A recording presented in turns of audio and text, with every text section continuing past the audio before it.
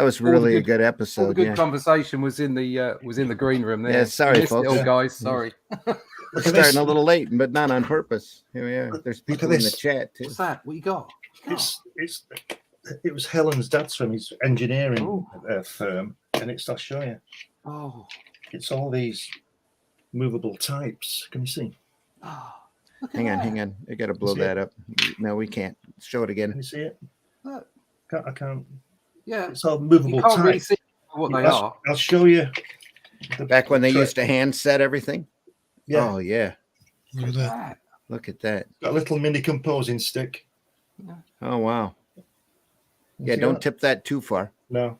I've got some. I got one of those old, those ink pens that effectively wind in and wind out. Yeah. They're like thin. They're thin and they hold the ink at the end. Yeah. Ink pens and a compass and a couple of other things. And I never looked after them properly when I was a kid. I still got them hanging about. And they were from my granddad. And he was in one of the engineers on. We didn't see. He was one of the engineers on the Concorde. Oh wow! One of the original team of engineers on the Concorde production. So wow! But I didn't look after them properly. They are around, but you know what it's like when you're a kid. You haven't got a clue, have you? Yeah, Concorde, whatever. Well, no. Nobody will even remember. Nobody even remembers that, or what that was. Yeah, well, now nobody'd know what a Concorde is. Just the HBO Flight of the Concorde series, yeah. Faster than sound, faster than sound travel. That's nothing. Surely you're entering the atmosphere by flying so fast. Yeah. What's about all these fires in Tenerife and Hawaii and everywhere?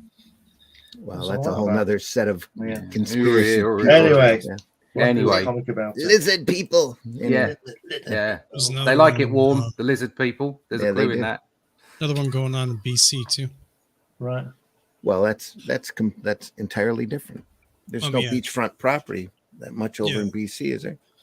No, but there's. It's right near. I think Kamloops. I think. Yeah. It's some people might be in trouble. They're evacuating some folks. I've got a news program I listened to that pointed out that they'd been trying to update that area for years, decades, because all the buildings there were old and wooden. So, I did get something on my way back from the convention. I got a Ben Affleck. There you are. It looks like him as well. Ben Affleck. I've got one of those from the 90s where he's got the big chin from the cartoon. Oh really? Oh yeah, I've got they call that Batfleck. I've got a cookie jar. I've got a big 90s animated Batman cookie jar. Do you? Cool. I still have all the Batman animated on videotape. Not like I can watch them, but I've got them. I've got. Oh, look at that. That's great. Hang on, gotta blow that up. That's fantastic. Yeah. His emblem lights up if I put a battery in his eyes. That's brilliant. Cool. Great, isn't it? My camera's just unplugged. Fantastic. Somebody I'll bought be me back that. in a sec. My camera's just unplugged. Gotta love that. Somebody bought me this Batman for my 40th birthday. Hey, you're 40. I know you like toys. Here you go. Yeah.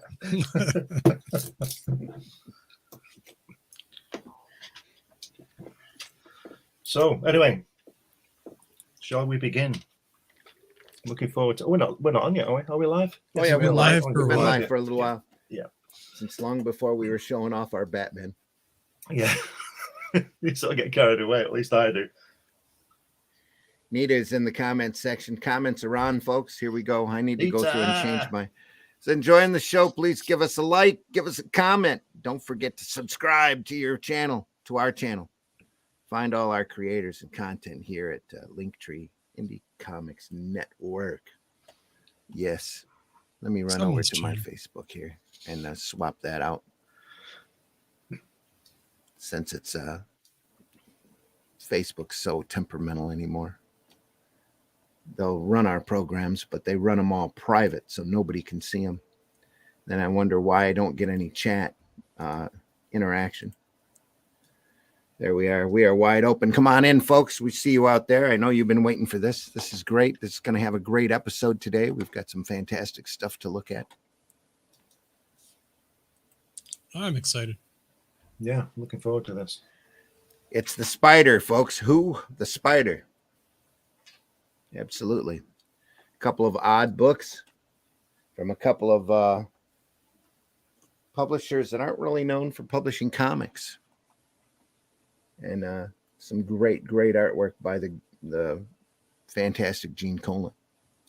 So we're going to run the opening and then get things underway here. Should run the serial opening. I got it queued up. Those two covers are awesome. Fantastic, aren't Well, this is Gene here. they? Yeah. This is Gene Colan, and then this is a black and white with the spot of red there, reproduction of the of a pulp, famous pulp cover. I ran that cover on our thumbnail this morning, only it's in color. It's nice looking. All right, here we go. That's Sunday Funnies. There we are.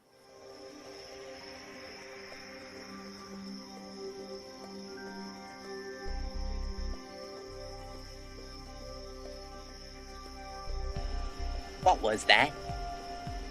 This is not a charade. We need total concentration.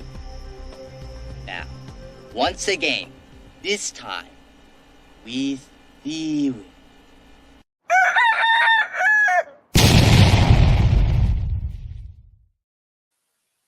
Russ is still working to get coordinated here. He's coming back in. There he is now. Ooh. Back in the building. Back from his convention appearance across the country, just 30 minutes away. Actually, I was on the road for 9.5 hours because the traffic was so bad. Were you really? Oh, and no. It's actually the actual drive time is 6.5 hours. 6.5. So it was a proper convention. Yeah. Just like you Yanks. Yeah. You wouldn't think you drove that much over there. No, you wouldn't think there was enough land to be able to drive that much without going round and round in circles. You just drive around the M25 in London for about 500 times. That's fine. It's all them roundabouts. You get started and you just can't stop. You just keep going round and round and round. Yeah. You have roundabouts in America, don't you? Yeah, much to our dismay. Much to chagrin. They stuck them out. Yeah, chagrin. They stuck them out there and never gave anybody instructions on how to drive them. So, well, they'd have a little sign up with a little graphic on it. That's as much as you get. You walk up. It's really easy. Don't you just give way to traffic coming from the left? Not if we give way from the right. In the land of the free, you don't need instructions. It's the land of the free and the home of the demolition derby is what it is. Don't give me directions. Yeah, exactly. They didn't. Well, they should have put out directions on how to operate in a roundabout. And there are places now here in the state where you drive, you hit a roundabout and you go to the next block. There's another roundabout. You go to the next block and there's another roundabout. You go to and it goes like 6, 7 of them right in a row. And it really gets crazy because you're just going round and then around and then around and then around. And you have to watch the signs or else you'll end up going off on a weird direction. Reminds me of those city builder games where the people making the little roundabouts and the. Oh, yeah. The worst roundabout in the world that I ever encountered was the one at the Arc de Triomphe in Paris. They go they don't go any less than 6,000 miles an hour, the French. Yeah. And they don't, none of them stop. Mm-hmm. So but nobody seems to have a bump. They all seem to manage it. And you're panicking because you think, what the hell is going on here? But you just have to join and go. And the best thing to do is to either avoid it or get off it at your first turn in wherever that's going. Yeah. Because you'll be there all day. But they're crazy. We've got a big Chevy plant less than a mile from where I live. And they went through and put a roundabout right at the entrance. I think that's crazy. You should see. Oh, it's right next to an expressway. Which is where they drive 70, 75. Well, actually, in actuality, 80, 90. That's like the Autobahn. anymore. A place I used to work when I got on the motorway to come home, the M66, the entry ramp for me went into the outside lane, the fast lane, the third lane, whatever you want to call it. So you had to go down the ramp to join at 70 miles an hour because you were going to hit people who were going at 70 miles an hour. If you're on the M66, don't get off at junction 6. Okay. Well, this roundabout, they put it there because too many people were turning right to get onto the entrance ramp to the expressway, and that's right in front of the shop. So you've got people that are still doing that, going around the roundabout, and they have to go 3/4 of the way around, almost completely around it in order to get to the entrance, to get onto the expressway. And then you've got all of these guys that have to be to work on time. And so you've got it's pretty close to a demolition derby over there at times. So they're going around both ways. And yeah. Well, not in both directions. Everything there's a flow to it, but the state's reasoning for putting in so many roundabouts is that it keeps all of the fatalities down. Because if you're going to hit the car, you brush it instead of smacking T-bone it. That's their entire reasoning for putting these things out. And it's like, well, you come up to Flint and sit there in front of that shop and watch all of these hot rodders, these guys that are late, that are in their shiny big, because we make the big trucks here. We put the big pickup trucks together, driving these big pickup trucks into the shop like little battering rams. And all of the semis that are bringing in parts, wheeling around, and you have to give them space because you see them every once in a while go up on their side wheels, and then thump back down depending upon how much they're carrying. And then everybody else in the area who don't know how to handle a roundabout, and it gets to be pretty hairy. It gets to be interesting. Yeah, I guess you definitely call it that. Anyway, hey, it's the Spider today. Here we are. Not a lot of people know the character. Go ahead. Whiskey. You folks ever been to New Zealand before? No. That's some traffic out there. I mean, like, if you ever wanted to be a billionaire, just open a brake shop in New Zealand. Well, that's another thing. That's why I figured that they love these roundabouts, is because it keeps the collision places in business. Like you dent the door, you dent your fender, and you can just go to the shop and pay your deductible, $1,000 or $2,000 or whatever it is, and you get the car fixed, as opposed to having to trash the entire car and go out and get another. That's why they don't fix the roads, isn't it? So that's for the suspensions. Yeah. Don't even get me started on that. Holy crap. Anyway, Gene Colan. Yeah, Gene Colan. My silly splash guard on my tracks got tore up because we hit a water puddle. Just drives you nuts. Yeah, you said. Yeah. I'm still waiting for that part. $512 piece of molded plastic. Oh. Yeah. Anyway, Gene Colan, the great Gene Colan. Right. Before we get going. Yeah. Before we get going, can I ask, because this is of interest to us and to me. Mm-hmm. About public domain. Yeah. So the Spider, were these two books done as basically just out of public domain? No, both of these books are licensed. These are licensed. Yep, from I believe it's Argosy or Condé Nast. Right. Publishing. Condé Nast, yeah. Yeah, this stuff is not in public domain yet. Right.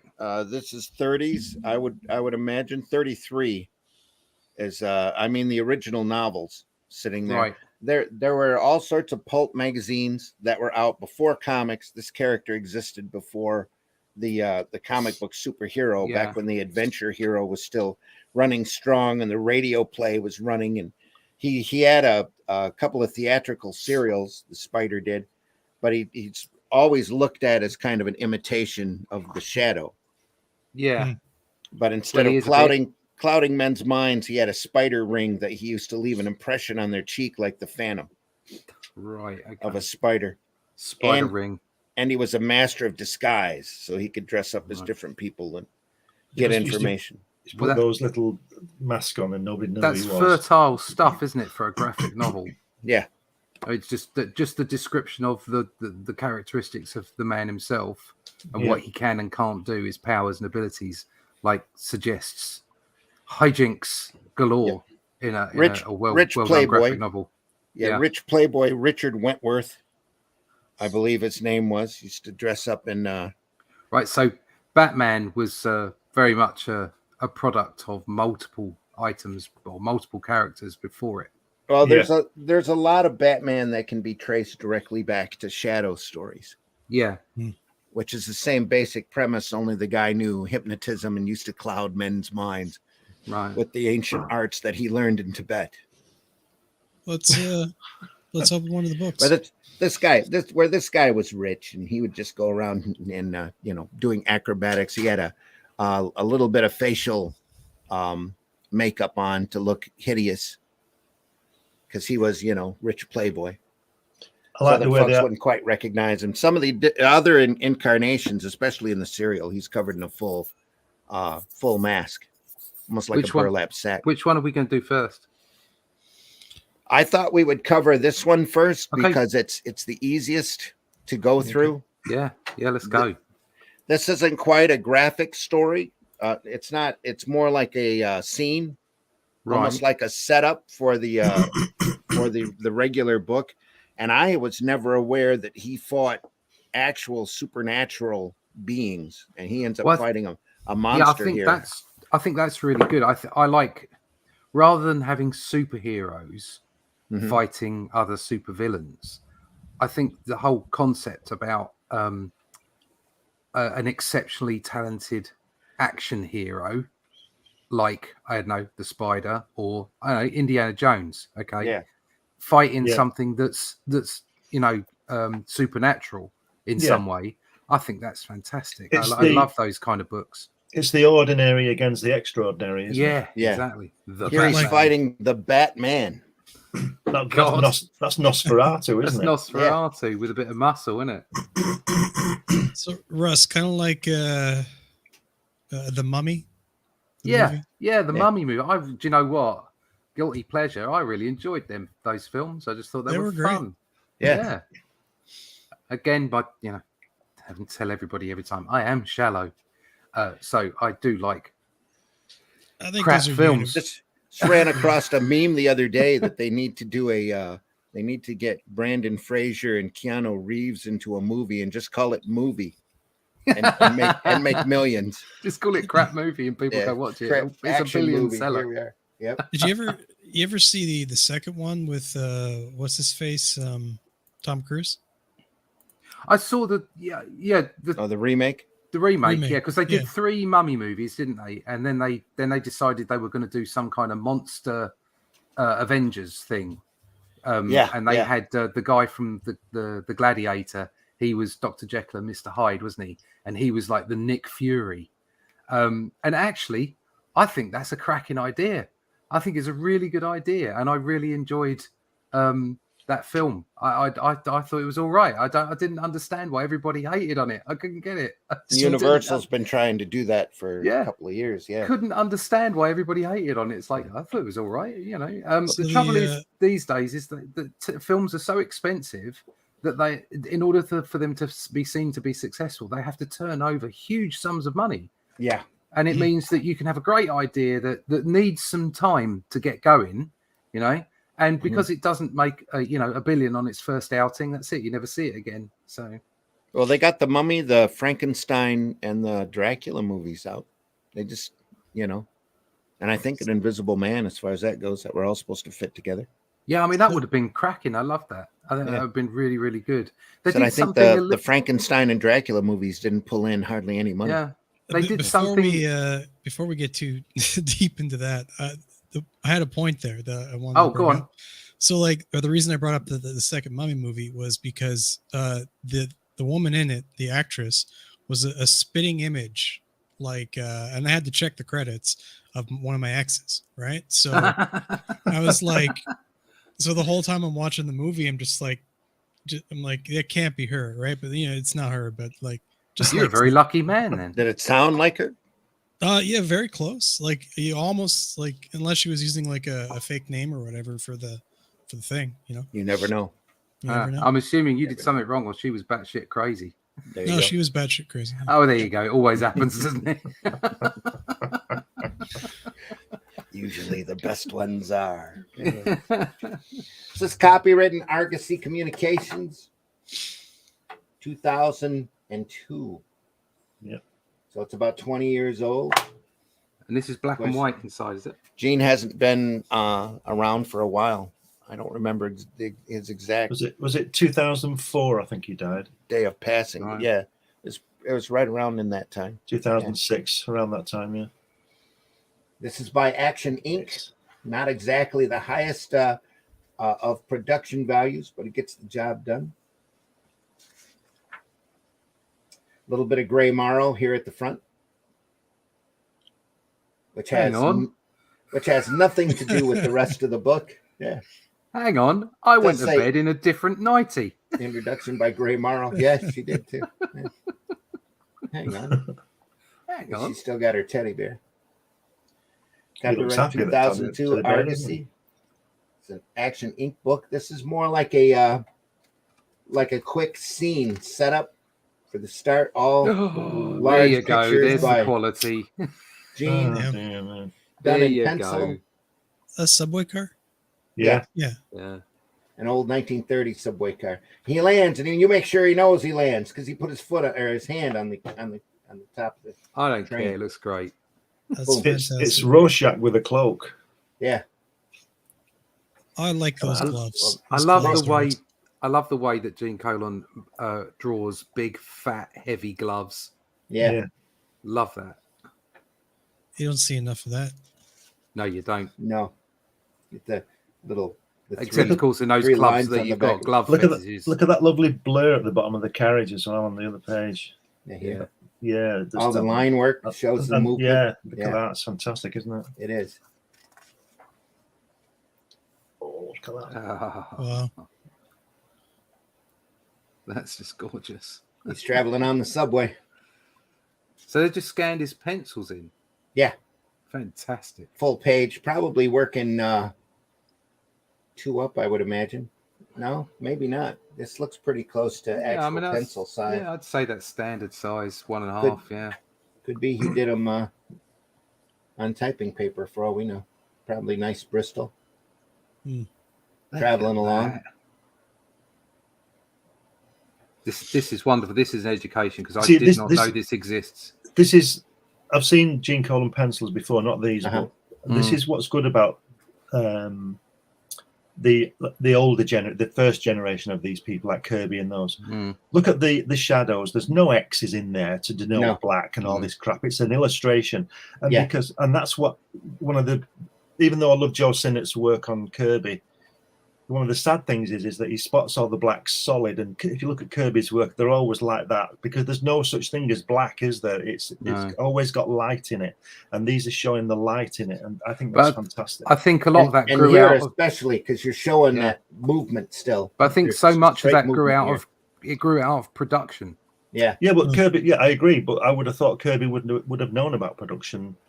I think he. Yeah, what I mean is like Kirby was a machine doing what he was doing, and he was handing the pages over, and there were other machines like Sinnott just getting it done. Just think how much he could have done then if he would have just put X's everywhere for the black instead of shading it in. Oh yeah, I mean that's the penciler though, isn't it? Yeah, I mean he spotted the blacks. What we were talking about, if we're talking about spotting the blacks, Sinnott spotted the blacks, and it was like quite blocky. As far as they were filled in, but from Kirby's perspective, he was a perfectionist, wasn't he? He got everything done. Yeah. You see, I'm not sure whether I would want to ink this. Oh I think I'd just get not because I want to preserve the pencil, because I would be scared of doing it. Yeah. Well, that's why it's not so much preserving the pencil; it's preserving the lines. Yes. Very difficult. Very difficult. That's why Tom Palmer inked so much of his work, was because he was one of the few that could. Yeah. Klaus Janson as well was good on and do it well. Yeah. So before we turn the page there, I can't help but thinking about it. Like, I know the timing's probably wrong, but it kind of looks like he didn't have to go far for a reference for the guy, hanging on top of the thing there. Just he's on the subway already. He's drawing sub. Just looks at somebody sleeping in the subway. I think that's to do with where he probably would live, because if you look at Kirby and Ditko's work with all those backgrounds, those skyscrapers and water towers, that's where they live. So it becomes normal, doesn't it? Yeah. As a kid drawing a water tower, not understanding what it was because Britain didn't have water towers. That's right. Yeah. Yeah. Wow. See, he's let loose here. He can do what he likes. I mean, how boring could that be? A door, but look at it. It makes it wonderful. This is almost storyboard-esque. Yes. Yep. Very much so. Damn. Ooh, look. Oh dear. What's that little smudge on the bottom thing there? Where? Well, not a smudge. It's something, but I can't make it out. Yeah, is that a hand? As his hand, it's the bony hand coming out of the dark. And then you can see more of it on the right hand side. I see too. Okay. It's a little bit more of it here, coming into the light. Just bringing it in. Brilliant. There's the foot. No sound effect required. On the train. Look at that. Yeah, this is completely silent. Just a series of single-page illustrations telling the story. Ooh. That's not Batman, is it? No. It's not even Man-Bat. Look at that. It's like a bat thing. I wonder how long it took him to do a page of this. Don't know. Couldn't say. This is very loose. I'd say he knocked out at least a couple of pages a day. Yeah. Oh, he was probably moving faster than that. It's probably excellent. 4, 5, 6 pages a day, I would imagine, depending upon how much time he and the detail per page. Ooh, look at that. That's a classic right there. Just great stuff. Going with a thinner pencil line here. Could have gone all dark up there, but no, he wants the character to be central. Love the shape of his nose on that mask. Yes. And the delicate lines in his hat. Just masterful. Yeah. Really cool. At this point, I would say instinctual. Yeah. That he's got all of this down. Yeah. He's just knocking it out. A little odd perspective, forced perspective here, but it just makes it look cooler. It's all his decades of comic book work coming through. I like the way he's not used a circle template on that gun there, on the barrel of it. Yeah. He might have done on the bottom one, but certainly not on the top. You can see the looseness of the line. Forgive my ignorance here, but why would he use this? What would be the benefit of a circle template here? To make it perfect, to make it, it's not easy to draw a circle. Well, yeah, okay. I thought it meant like because of the second barrel. This is what I'm saying. I don't know, obviously, but he's obviously not used one on the top barrel, but he might have done on the second one. I don't know. The one that's closest to the camera doesn't look like it. Yeah. I reckon it was just he got the perfect circle. Because sometimes you lay a circle down, you go, wow, that's really good. Like I've drawn a circle and then put a template over the top and gone, wow, I hit it. Yeah, but you try and do that for everything else on the page, and it ain't going to happen. And he might not have one of those things. He might not have had the right size for that one. Yeah, that's the other thing. Yeah, I mean, if you've got a spare 10p piece or something, you can go around that.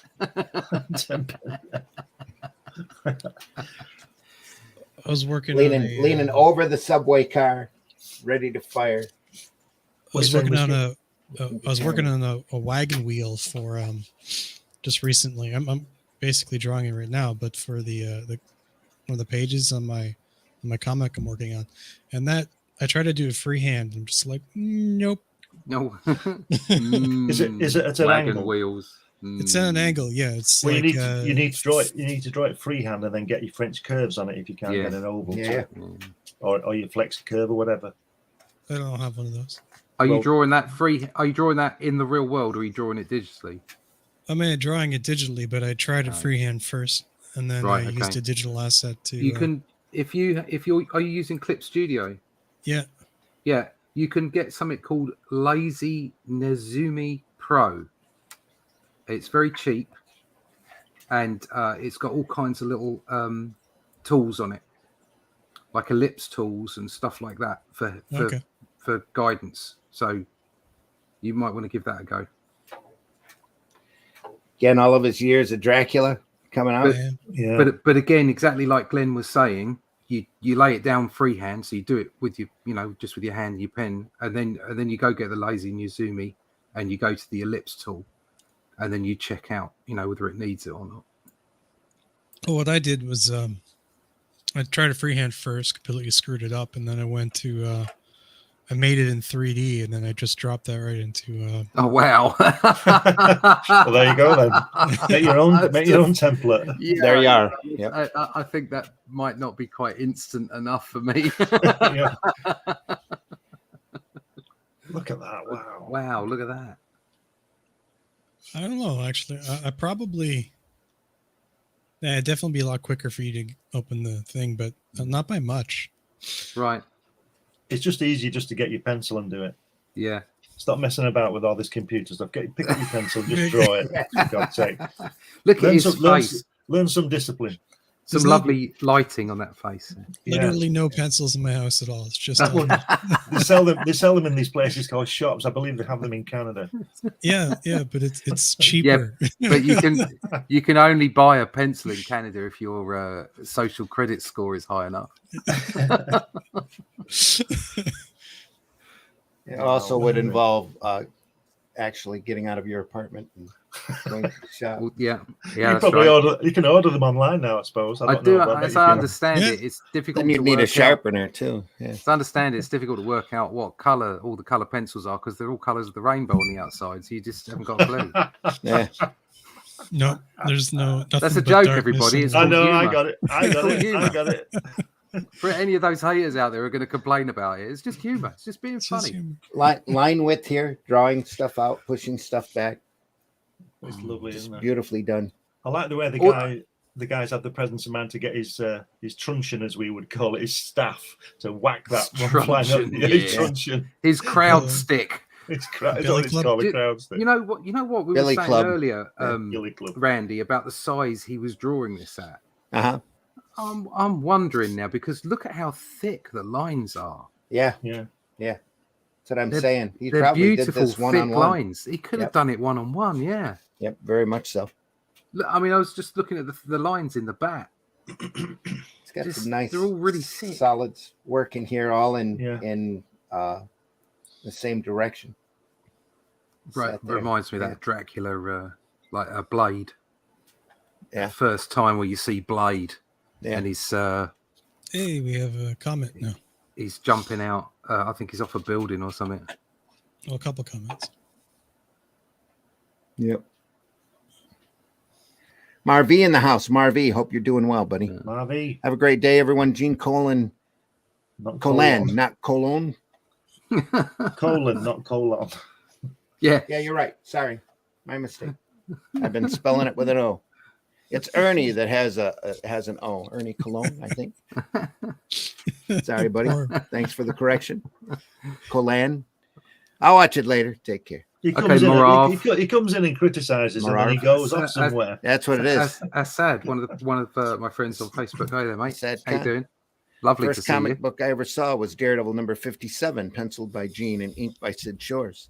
I was 4 years old and found in a flat that we lived in. That we lived to the Shepherd's Bush. It's Shepherd's Bush. It's in London. In Shepherd's Bush, yeah. Shepherd's Bush, yeah. Sweet. Lucky man, then. Find that comic. Yeah. Hope you still got it. Not a bad place to start. Yeah. I mean, where to start, eh? I've got some Daredevils from that period, but they have been, shall we say, well loved. Yeah, that's good. Good to know. That's what comics should be. So, yeah. I got the essentials to sit on the shelf, so, yeah. I almost picked up an Essentials of Ghost Rider at the weekend. This is excellent. But sorry, I interrupted you. Didn't fancy it. Ghost Rider is an odd character because you've got whole runs there. I think it was Don Perlin. Yeah. That I'm not too particular on his style. I think it looks a little elementary school to me.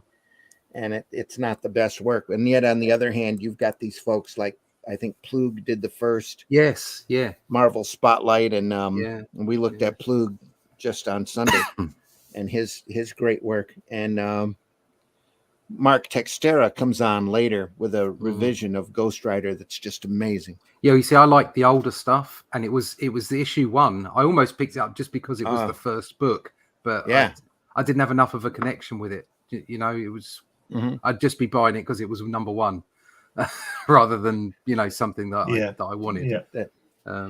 Tell me the gun's going off without using sound effects right there. That left-hand page is just amazing. The light in there.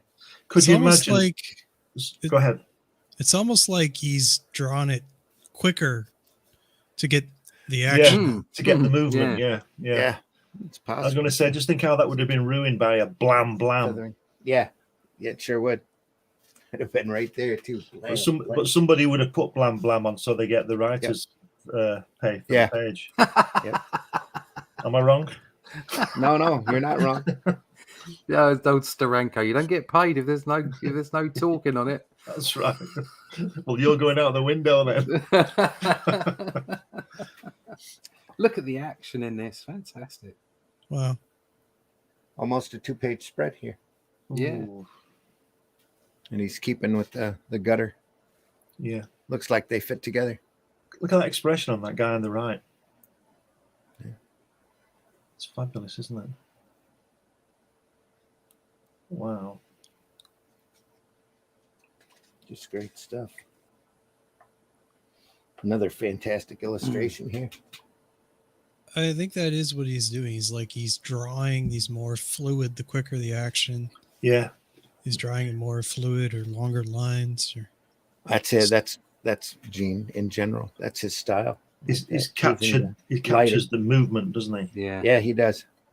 One of the few artists that is a master of doing that kind of work. I think that's probably why they put him on Daredevil, because he's out bouncing around and kicking and moving. Yeah. There's another artist illustrations like that. Kevin Lau, I think we talked about him before. Did the Vampy remake or what? LAU, yeah. Something similar, but not quite the same. Just the movement here is great. Did Gene Colan ever draw Spider-Man? I don't think he not did one of the regular issues, but I'm sure he's drawn Spider-Man in the past. Yeah, I mean, in the book, he might have drawn him in the Avengers or something. I don't know what if he did. I can't say that I remember him doing it. I don't remember him doing an Avengers either. No, actually, I'm just trying to know if he did. It wasn't a long run. It's just what you said before about him.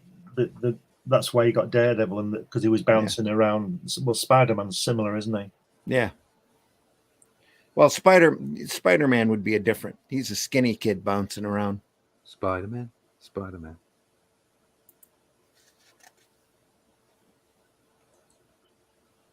Throwing it in there. Wow. Look at that. Those guns are really landing, aren't they? Look at that. Knocked about a bit. Yeah. Oof.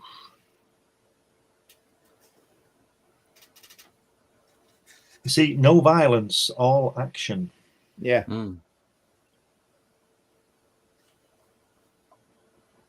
Whoa, look at that hand. Look at that. The foreshortening on those on his feet. On the first page with his feet going all the way. His chest's about half a mile away, isn't it? It's fantastic. Wow. Great upshot. Yeah. Those feet are amazing, aren't they? And then he draws it again smaller. Yeah. Yeah, just to make sure you got it. Yep. Just the shading here. It's great. So yeah. He just drew it again, obviously, right? Because he's that good. But he didn't use any kind of like technique or something. No, like he wouldn't have time. This is again. See, you people with the computers would just copy that and just paste it in, and that's called cheating. It's called cheating. With your computers. You've got to listen. You've got to discipline yourselves to draw and get it right. You don't get 50 million times to delete and start again. You got to do it right. These guys are working by the clock. just the intention, though. He's flying out of the car here, and he takes the camera and pulls it right back to show the reaction. Just imagine, right? You get up in the morning, you Jack Kirby or Gene Colan or John Romita, one of these, John Buscema, one of the truly great artists. They get up in the morning. By the time you've turned your computer on and got it warmed up and got settled in, they've all drawn a page. Yeah, because they just pick a pencil up. Yeah. Well, I mean, like, to be fair, like, I'm just getting comfortable with 2D again. I'm not having a go at you, Whiskey. No, he's not having a go at you. He's just playing with you. I'm just pulling your leg. We call it pulling your leg.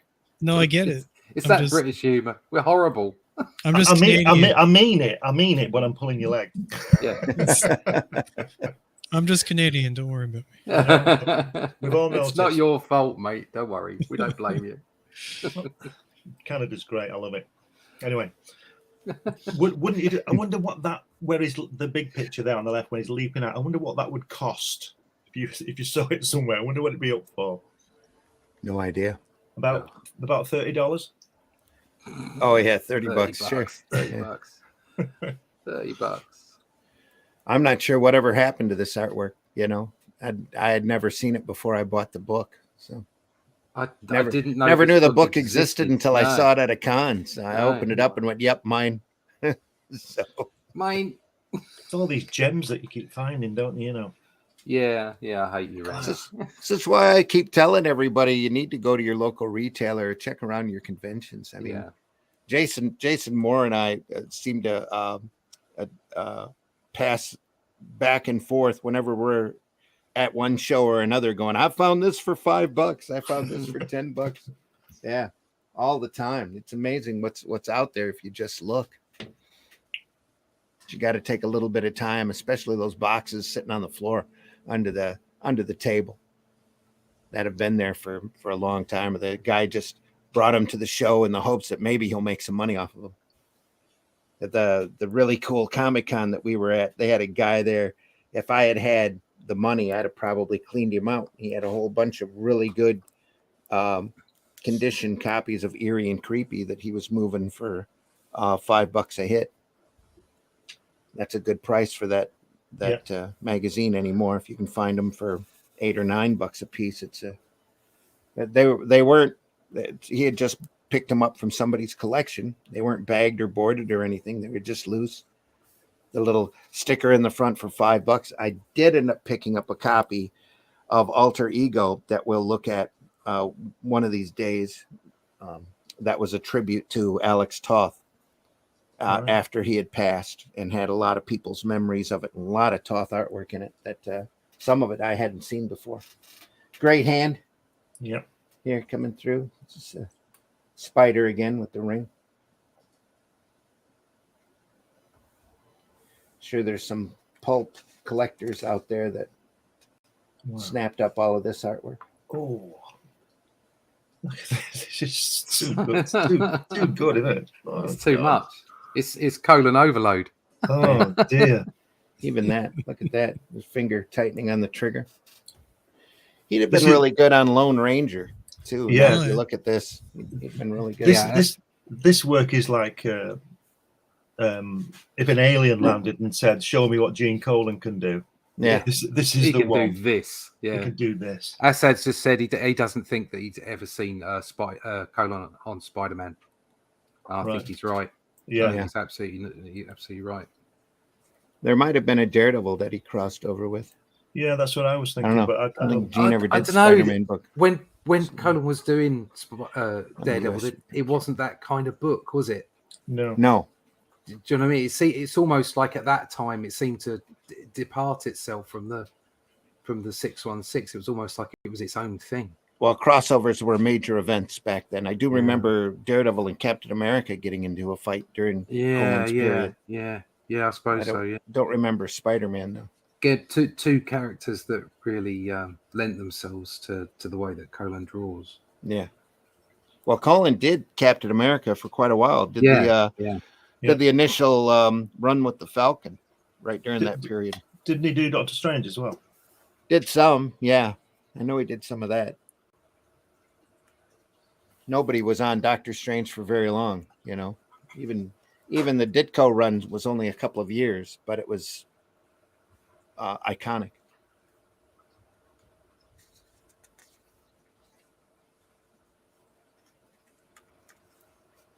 Great use of empty space there that we keep talking about as well. Knowing what not to fill. Yeah, just great.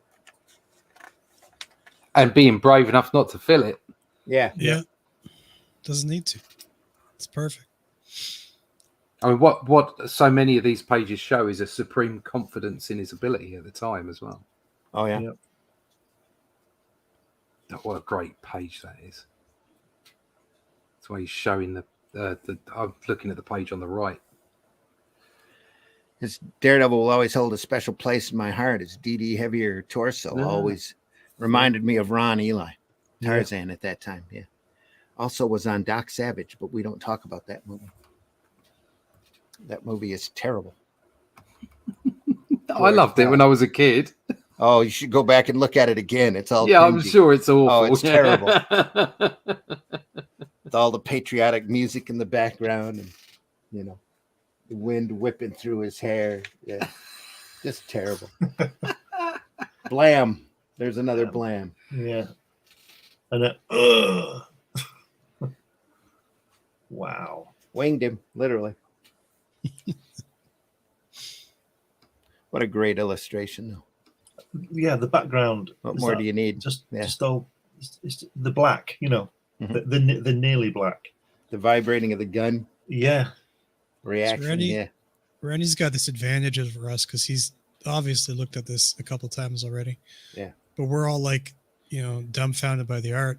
Every page, Randy's got the zingers just ready to go. Yeah.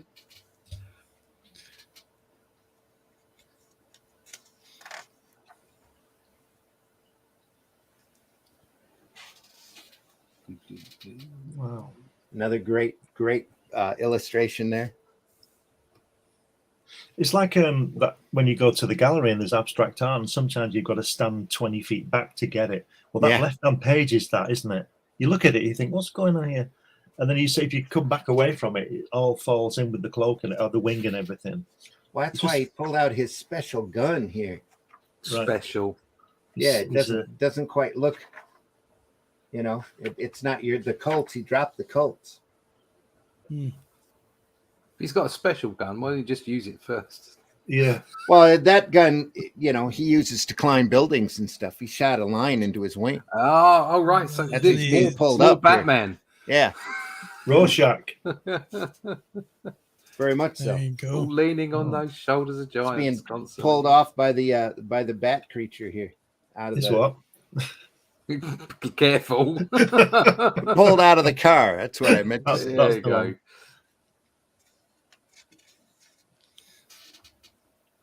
Hang on.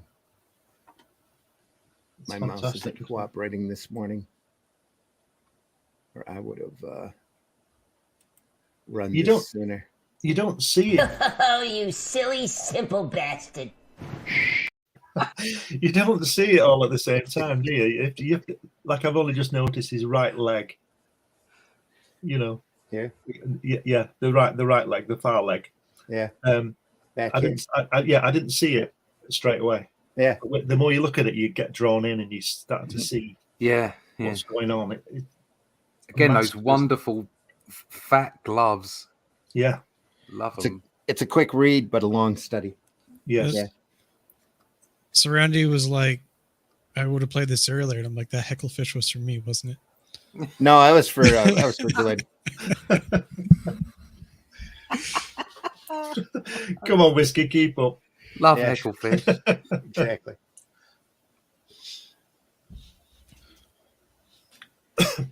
Pulled around along for the ride. Yep. Wow.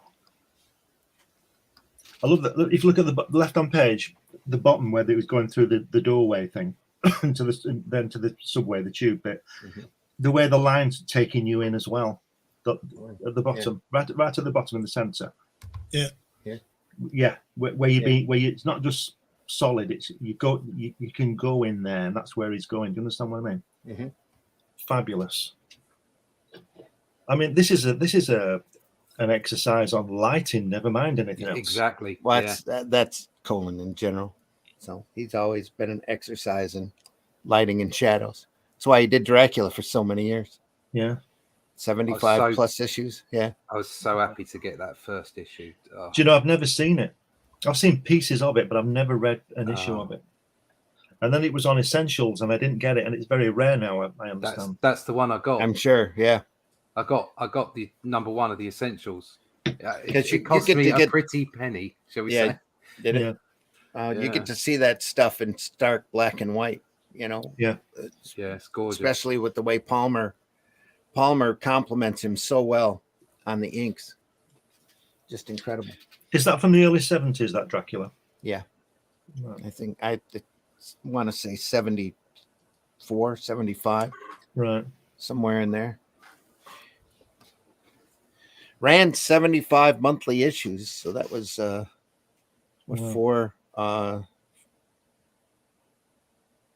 was 8 years at least, probably through the mid 80s. All through their Supernatural period. And the black and white magazines as well. And the doors close. I got the Essential I've got is Tomb of Dracula number 1 to 25. Yeah. Wow. Those Essentials were 25 in a clip. Yeah. Yeah, it's got 50 number 15, A Werewolf by Night, and a giant sized Chillers number 1 in it. Who's the writer? Marv Wolfman through majority of that. Marv Wolfman, yeah. So he must have drawn nearly 2,000 pages of Dracula. Oh, God, at least. Wow. Yeah. I'm not 100% sure if I can make it out, but is the vampire or whatever Nosferatu reflection in the metal door there? I'm not sure. No, it's just a reflection. It looks I like. think it's just on the window, I think. And that's the pole through the door, isn't it? Yeah. Yeah. And then it closes. Oh, and he's trapped. Oh, it's like, no. Help. Oh, dear. Hmm. Look at that shine on that door. It's just... Yeah. That's what I was talking about, the metal part. Yeah. Not the window itself. So it's the first piece of text in the whole book. No, we had some before. There's been some titles, yeah. Oh, right, okay. We had somewhere in the subway. Ah. Look at that. It's really on a newspaper there, I think. Yeah, it is, yeah. So I take it they're all thinking, shit, he's on his way. We can't help him. Actually, the Nosferatu character flew off with Spider. The doors close on the subway and start pulling away. Everybody's asking for help. The cops are on the outside looking in, and there's a mysterious conductor. Look at that. Right. Yeah. Got it, yeah. With Cthulhu, complete with Cthulhu tentacles. Yeah. Kind of helmet. Yeah. There's a tighter shot of him right there. There you go. Oi, that's creepy. Off for lunch, she's saying. And that's how the book ends. That's it. Yeah. I didn't. You didn't need an ending to that. Just a nice bit of action. Well, that drawing there definitely needed a circle template for that magazine on that machine gun.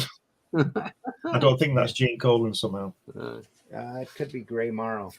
Yeah, it looks like Gray Morrow over. I don't know why instead of Grey Gene. Morrow's in it, but anyway. Might just be a stand. No, it is Gray Morrow. It does look like him. Now we've got a little opening here from the Pulp magazine. That's a typical contents page. Reign of the Vampire King. Look at that name, Emil C. Tepperman. Arthur Leo Zagat. Yeah. Backup short stories. Everything was all the spiders were Grant Stockbridge that were story illustrations by J. Fleming Gould. And most of those there was probably 3 or 4 different writers writing as Grant Stockbridge. Yes. At this point, because they were kicking the magazines out once a month. I got a question for you, somewhat relevant to the piece here. Who's got the best looking vampire wings of any, artist, in your opinion? I would guess Colan there, Colan, you doing think? Dracula for as long as he did. Yeah, bat wings are probably his specialty. Since he did Dracula for so long. Yeah. These are the original pulp illustrations used for the story Death Reign of the Vampire King. Yeah, I got a They fill up the last couple pages with some nice 2-page spreads, and there's our Nosferatu looking character. Only drawn from the 30s. In the book I'm working on, I got a scene where the antagonist he's got some meat wings, like you do, and just flies off with some meat wings. So Meat wings. Meat wings. Meat. Character drawing of Commissioner Kirkpatrick by Colan at the end here. Webman. Then an ad for Webman. Webman. Webman. So it's not Webman versus the Octopus. Must be another Argosy pulp character I'm not aware of. Yeah. Webman. It's not exactly meat wings so much as he because he's a necromancer. What he does is he pulls the flesh off another creature and then uses that as wings. That's lovely. How nice. Yeah, I love what it. a lovely person. Yeah. Well, It's got to be done. It's got to be done. Yeah, it's part of the story, I guess. And that was Gene Colan film starring the Spider. Fantastic. Action, menace, mystery, graphic pulp. That was an education because I have never seen that book in my entire life, and it was wonderful. Thieves shall be robbed. Thank you so much, Randy, for that. Action Inc. A lot of fun. Now, this one is Vanguard. This is published by Vanguard. It is The Spider. It's a full comic graphic novel written by Don McGregor and artwork by Gene Colan. Scavengers of the Slaughtered Sacrifices. That's a whiskey book. What a great I love this name. stuff. Yeah. Anything like all these vampires and zombies, love it. All these old pulp books are amazing, just phenomenal stuff. Normally, it's all just written prose. You don't get them in serialized comic form, though I imagine now with the public domain laws, shadows hitting public domain here in the next couple of years, we're going to start seeing a lot more of this material. I like the way they're coming out of the frame. Yeah. Wow. See no evil, hear no evil, speak no evil. When was this from? Is this before that previous? What's the date on this one? I think it is actually. Let me look for a date. Well, the first one was 2002, wasn't it? Yeah. This is. Let me try to find a publishing date here.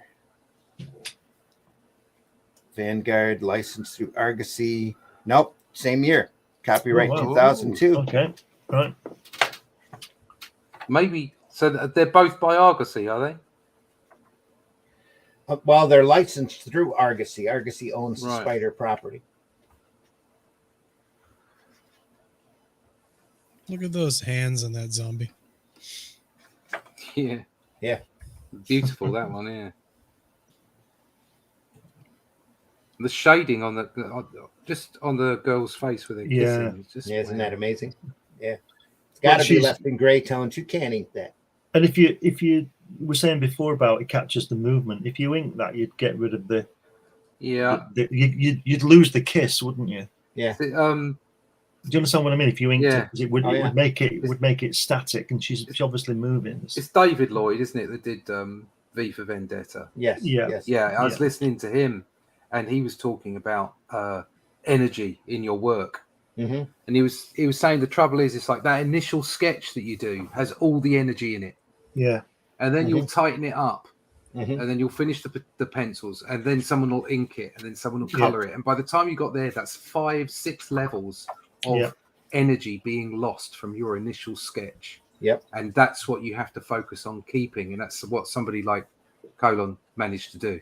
was keep the energy. Well, that's why he was. If you get the Nathaniel Dusk series, where it's reproduced from his pencils and has a wash on it, Yeah. it's beautiful. We'll look at that closer. I know I've got copies of that. I can only imagine if they'd have got some of those mid '60s Kirby Fantastic Fours and just reprinted those from the pencils, they would have been amazing. Yeah. Much as I love Joe Sinnott. Yeah, Kirby's pencils are gorgeous, aren't they? Scavengers of the slaughtered sacrifices. Of course they are. Colan.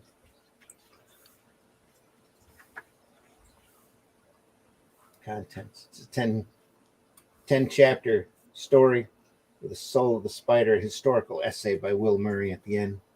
Look at those titles. You can't kill everybody you don't like and don't die under the cherry blossom trees. Yeah. You can't kill everybody you don't like. That's such a bummer. Dancing with the corpse. Here's blood in your eye. Race to an extravagant, elegant tomb. It's a shame. It's a shame somebody couldn't have said that to that guy in Germany in the 30s, isn't it? You can't kill everybody you don't like. Yeah. Look at chapter 6 there, blowing up the Ritz and dinosaurs. Yeah. It's great. Morning after condemnations and recriminations. A baby is screaming a litany of life and death. Good God. There's a chapter 9 should be in Bringers of Death. In Russie's book. Death to the Bringers of Death. Yeah. Get in there. Fierce battle on a blood-stained icon. It's great. Anyway, just great. It's stuff. so melodramatic as well. Yeah. It fits the day. Yeah. It fits the material. Here we go. Ooh. Look at that. Straight in. Straight in. Yeah. Straight in. Bang. Straight in. He's taking you with him. Now there you go. These were done at 1.5 or 2 up. Yeah. Oh, look at that. You can see the difference, can't you? There's a thump. Oh. Get rid of all those words. Too many words. Look at, and really that's bad. Don McGregor though. That chapter 1 and the title is just horrible typography. Yeah. It's like they forgot, isn't it? Yeah, but the angle of that car, just had to see who did the lettering on this. If they attribute anybody. Forgive my ignorance, Russ. Were you talking about 1.5, 2 up in pencil size? Yeah. So, what do you have in America? Is it 11 by 14 or 17 or something? 11, probably 11 by 16. Yeah, 11 by 16 or 17. Over here we have page sizes. So we have they're called A4, A5, A6, A7, A3, whatever. That's what we got in Canada too. And A4 is roughly magazine size, roughly. Mm-hmm. So it's about 10%, 15% bigger than a comic book page size. Yeah. Mm. So when you're working on 11 by 16, 11 by 17, then we're working on A3, which is effectively you could lay 2 comics side by side on an A3 sheet. So that's effectively 1.5 up, 150%. Yeah. Yeah, these are done, I'm sure, comic page size. Yeah, I reckon they are. Yeah, he's trying those gloves again. Look, on the taxi driver, or the chauffeur's got the gloves on, and then. God, it's just I don't know how close it was face. Between doing this and the other book. So look at that guy's face. It's like that's almost Toth-like. Yeah. And the shaded on the windshield as well. Yeah, beautiful. And again, they're not inking this, are they? This is pencils. Yep. Sorry, Randy. Just go back. Let's just look at that Rolls Royce again. The car. Yeah. Look at the metalwork on it. The shine. It's gorgeous, isn't it? I thought it was a photograph to start with, but look at that. Gorgeous. Wow. Yep. Very pretty. He seems to spend a bit more time on these than the other one. You seem a bit sharper. It's also 2 or 1.5 up. So when you shrink it down, the detail pops out. Look at that. Look at the wheel on the bottom right of the page. Yeah. Right there. Just Yeah. Innocuous as all hell, but and have a look at that wheel on the car as well. That's not that. He's not used curves on that. It's freehand. That's right. Yeah. Nope. I would imagine that's all freehand. at this point. Did you find the letter? Did it not say? No, it didn't say. Right. So Well, whoever it was, they took on a Herculean job because McGregor is wordy. But they forgot, like we said, about the chapter 1 bit, didn't they? That was somebody stuck that on at the end, I think. Yeah. Oh, we've got no chapters on it. Oh no! Stick the title on it. I forgot to put the title on it, but don't put it across his cloak. Where are we going to put it? I'd have moved it up a little bit so some of that tree would have come out because you've got that empty space right there. Yeah, I'd have done that. Yeah, that's what I'd have done. That's me. I'd have down. What? I'd have done. That's what I'd have done. I would have done. Yes. Oh, you silly, simple bastard. There's no point in doing this if we can't have a bit of comedy, is there? I know. Look at that. It's a spider in the tree. Reminds me of Luke was saying something about like saying America properly, right? And he's like, just drop the A. I'm like, yeah, I can't do that. Yeah, but that's because the Americans are lazy, aren't they? That's right. Come on, yeah, wait for everybody else to win the war. But like the joke was like, isn't that only in certain parts of the country they say America like that? Yeah, in the South, isn't it? Yeah, yeah. Really, it's a educational distinction. Or a lack thereof. The joke was, I'm like, he's like, no, you're saying it wrong. He's like, say it correctly, like America. America. Like, I can't do that. I can't do that because I can do things correctly. Negative space here on this tree, just amazing. Such a happy face, almost photographic there. Is that a happy little face? Bob Ross face. Happy little face. Happy little tree. Look at that. Just the way his legs are spread there. You can see the acrobatics of it. The athleticism. It's great. He's giving himself extra momentum by getting the legs up. I wish the writer had given extra momentum and not done. It's like a book. It's like a book, isn't it? I haven't got time to read this. I've got time to look at the pictures, though. Oh yeah. Well, that's all we need. But I mean, come on. Wasn't Moore was saying like, look at this. Depending on how many panels you have, you get like keep going less and less words. I don't know. Yeah, it's comics. Show don't tell. That's always show don't tell. Yeah, always show don't tell. There's like a formula they worked out. It's like divisible by something. Like it's like 6 panels is like 32, and then you drop a panel. Formula schmormula. That's what I say. You're looking too deeply into it. You do what you need, but you surely don't need all that because it's not a book. Anybody who says to me there's a formula to making comics, I mistrust immediately. Yeah. I mean, it was more. I mean, like, what do you want? That's part of the total art. mistrust. Don't trust him. Don't trust him. Unless you're holding to a rigid standard like we just went through with Watchmen, where everything is on a 9-panel grid on purpose. I think it's okay to have your own formula. Wide open here. Which may be what Moore was talking about. So you'd be saying, right, this is the way I see my creation process in comics, and it works for me. But that doesn't mean that's the ultimate way of doing it. I mean, we sat there and did the whole of the Watchmen, and we were, all of us were drooling how great the artwork was, how great the writing was, how even with production problems, Moore crafted this absolutely fantastic, iconic piece. But at the same time, it's not, that's not the only way to make comics. It's not the only way to entertain or to have fantastic pieces. Well, which is obvious because we just read a comic book without any words in it. It was fantastic. Exactly. And also, Dave Gibbons doesn't do all his comics like Watchmen. No, he doesn't. No. The panel layouts and stuff he changes. That was a conscious decision because he said that. That was a conscious decision because, as I've said, when you go to the cinema or watch television, the frame of your visuals doesn't change.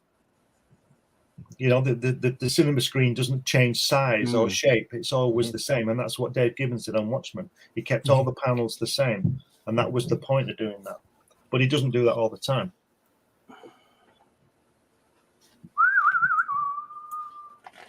They're all just guidelines, anyways. Sorry, can you nip back to the last page quickly? It's an art form. Yeah, there's no form to it. You need to do what you need to do Look in at order that to tell the story. chin. Look at that Yeah. chin. That's Water great. here on the fountain. Yeah. No, the guy in the Yeah, the here? chin. Yeah. Chin. My Yeah, chin, chin. It's a great face. Great. It's Yeah. just a great panel in general. Well, it always looks like he sculpted everything. yeah, There's so much Nice. form to it. nice Chrysler building as well. Got On weight to it. on that page. Mm. Yeah. Yeah, Probably let's did. just chuck in a sort of a quick collage there on the top yeah, of the page. Yeah, it's an iconic building, though, isn't it? He probably Yeah, was a Let's set sculptor. the scene. I just made the way that he's just like thrown that collar, that series of the two scenes together. Fantastic. I would say that the gentleman, based on how he does faces and stuff like that, he is most likely does hand sculptures like clay or whatever as well. I don't think Never he's got saw time any to of it. do that. Yeah. No, I I don't, mean, think, like I as don't a- think you have time for that. I think he's too busy drawing. I think he No. may well have been capable of it. Yeah. Oh, very much so. Yeah. I'd You know, say maybe so. in his time off or something. I'm Time not off. sure. I don't know. Does I this don't guy know the- I anything don't- about comic books? Time off, man. What's He's wrong still with learning. He's I still don't learning. know the guy personally. I don't know what his life was like. it? We don't get time off.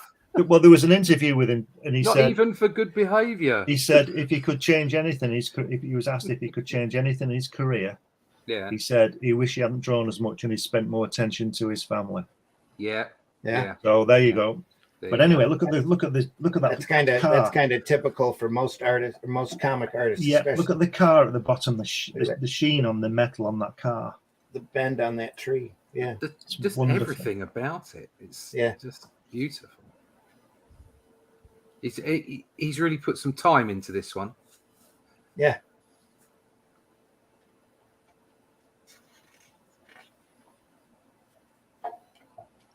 More trees. Oof, Oh, look at and a that. hanging Oh guy. my god! That's hideous. Wow. Oh, that, Comic- that- Where's the head comics and code? everything's- Ooh. There's no comics code here. No, it's all over now. That's the cool thing too about the written Spider books is that they were, I think they were so popular because they were so violent. Yeah. There's a lot. They move faster than a shadow novel. They're really hard clip, pulpy. You know, everything. All of the tropes from pulp magazines are just right there. Violence, a lot of gunplay, a lot of crime fighting, a lot of action. Fantastic. In the tree. Did he ever do westerns? I'm sure he did. I'm pretty sure he could. I can't remember of anything. There's nothing memorable that comes to mind. Ghost Rider, the original Western Ghost Rider, he might have done. I seem to think he did some work there. It's the way that he breaks out of the panel, because he does that every now and then on that right hand page. Well, Yeah. the farther along he got, the more looser he was with his panel. These are actually ruled here, Yeah. and in stuff like Nathaniel Dusk and Night Force, he did it by hand. He just went through and then went on to the next. What's he done on that? What's he doing on that bottom panel? Is he breaking that corpse's so. neck? Looks like he's shooting a gun. No, No, the left-hand previous page. Previous page. Down No, the because bottom. she's already lost her head. Yeah, Maybe he's stepping in blood or kicking it, or kicking it. Yeah. Looks like he's kicking it. Wow. So I'm convinced he's a sculptor at this point.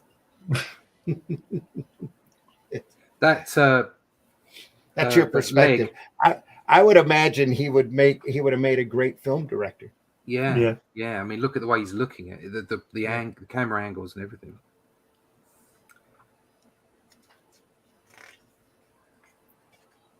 There's Wow. a real physicality to the Yeah, look at that angle. cloth. Just great. Oh yeah. Yep. No, you're just trying to drag him into your realm, Whiskey. No, I did. Well, I think like I think. What do you want me to Yeah. do? Is there a wash on it, Randy? No, this is all pencil. Just Wow. pencil. Look at that.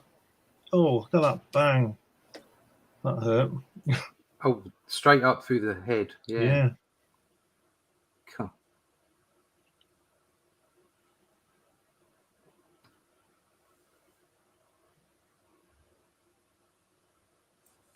Pardon me there. You didn't want to hear that. Anyway. Little blood. Wow. Great expression. This is quite sort of terrifying in a way, isn't it? It's a horror needed to book. be printed- Yeah.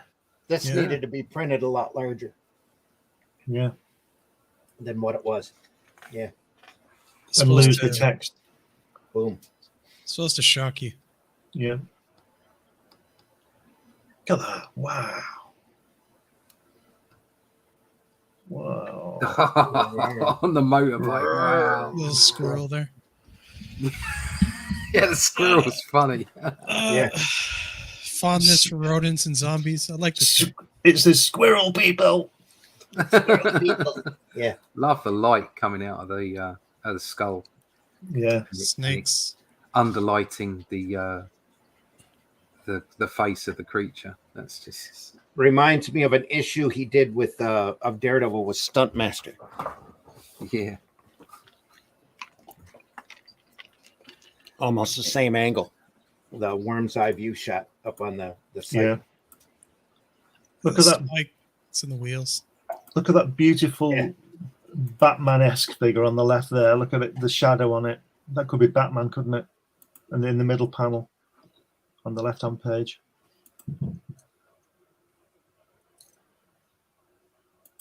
It's such an odd pairing with the amount of text in the art, especially after the first book. Yeah, it's like a total opposite, Yeah, isn't it? You've got nothing is. and you've got a book written on every page. It is a bit jarring, especially with large blocks here. I think it's too much. Can be. There were times back during the 70s that McGregor was doing Captain Marvel and maybe not Captain Marvel. There's a couple of instances in Black Panther that he did, and in Killraven that he did, where it's like just an illustration here, and it's all text all around the page. Yeah. It was like almost like Dickens, like paid Yeah. by the word. It's like Stephen King, isn't he? He takes 14 pages for somebody to open a door. So he does, doesn't he? But I have to say that when he does open the door, it's worth it. On to chapter 2. Look at that. Great. Just What movement. Yeah. And again, here, this is what he's later in his life, what he's known for is just drawing a panel Yeah. great and then working the other pages in Oh, around it. Just Again, all aspiring comic book artists should be given a book like this. yeah. Said, this is the benchmark. And again, no templates on those wheels. You're not gonna reach this, okay? Very loose. Because this colon is unique. Yeah. But if you don't feel you can even get within 10% of it, give up now. I know that's harsh. I know it's harsh, but it's just like it's about keeping the art alive. It's about keeping the processes.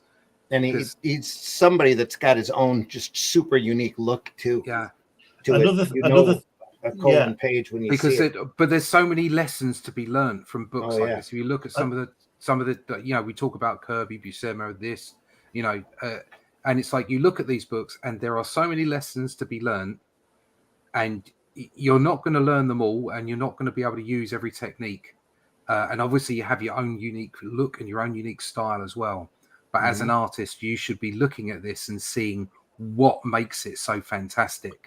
And you should be trying to at least get a percentage, however small that might be, of that essence into your work. Flow, dynamics, energy, a good storytelling,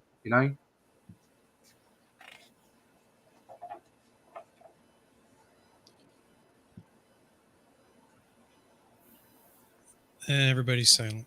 Yeah, I mean, I look at my own Zombie work and I craziness. look at this, and I think my work looks like it's stood still. It's just there's just so much motion in this. Yeah, that bottom panel there is fantastic, isn't it? Where he's pulling, he's got the line on him, pulling him back. It's brilliant.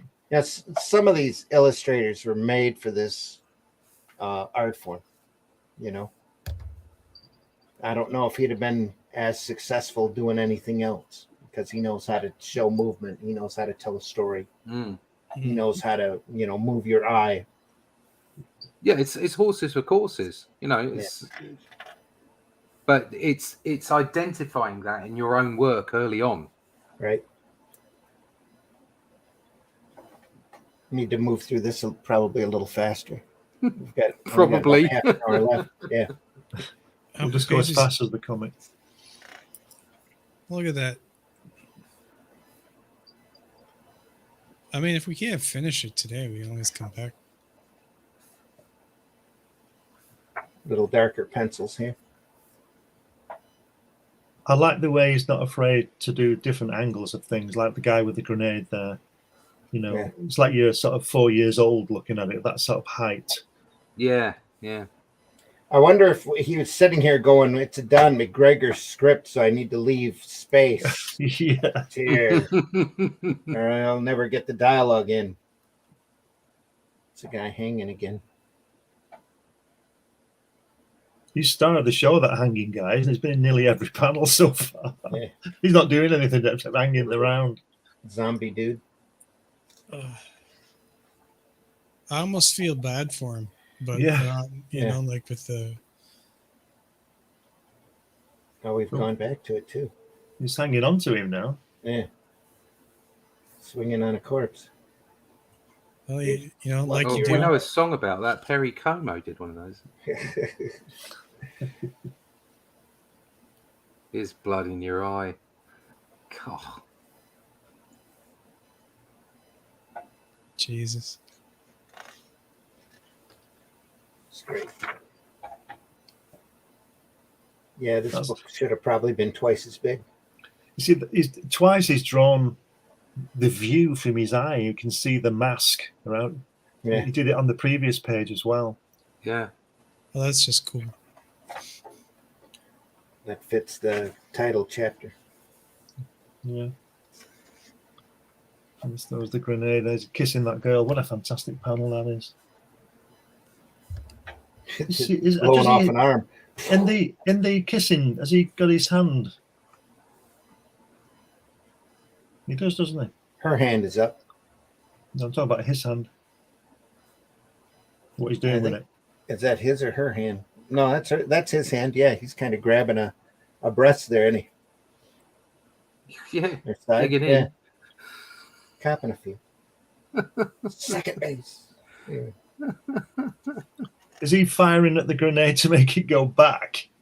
I think so, yeah. Look at that. Knocked it back towards him, blew him to smithereens. Blast takes his arm with it. Oh, God. What a great drawing of a grenade, though. Yeah. A great drawing of everything. I wonder if he had a grenade on his desk. More movement here. Time to let go. Oh yeah, she's got no head. He kicked the. That's terrible, isn't it? That's terrible.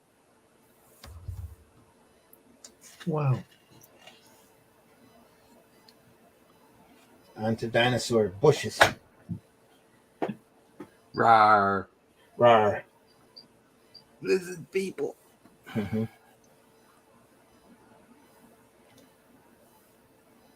Get the dialogue's thinning out just a little.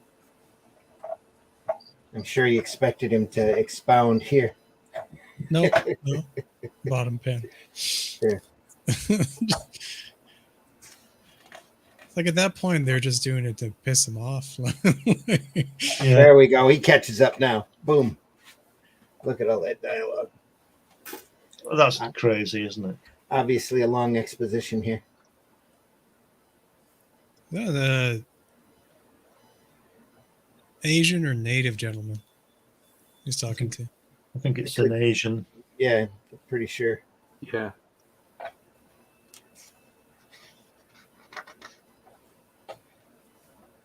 Oh, look at that. Do you know what the greatest thing about this book is the fact you've got two people who are obviously very good at their I don't like to use the word craft, their art, And one is a writer who should be writing books, and the other guy should be an illustrator, and they're doing a comic book. Yep. Yeah. But it works a treat, doesn't it? Yeah. Look at that.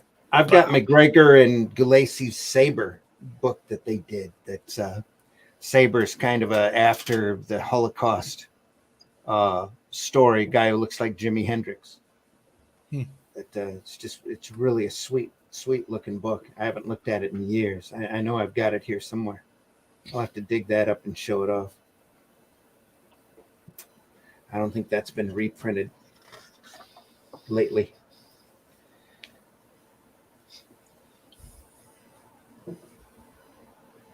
Seems to be Ellie.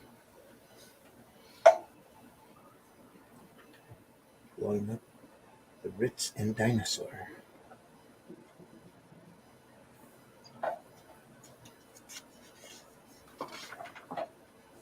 Wow. Let's crash through a window.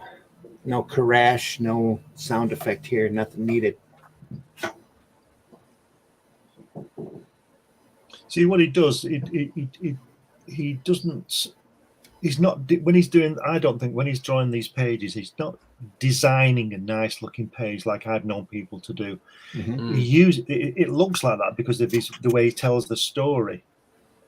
Everything is. There's a reason for it, not just. It doesn't draw the. I used to work with a guy who used to draw the panels first because it looked nice. Nothing in them, you know. And there was no kind of pacing or anything. But when you look at these spreads, he draws it like that because it works. He's not thinking, "Oh, this is a nice shaped panel." No, He's telling a story. I think laying in the panel borders here is an afterthought. Yeah. More than anything, he's got the layout in his head, but he'll sit there with a ruler and rule out these panel borders almost after the drawing's done. See a little bit of that's probably exactly what he did. Popping out, yeah. It doesn't quite hit the panel border here. Hangs out just a hair there. But again, he's done it for so long. He's such a professional at this point that. It's really a masterwork. There's great boots, doesn't he? Yeah.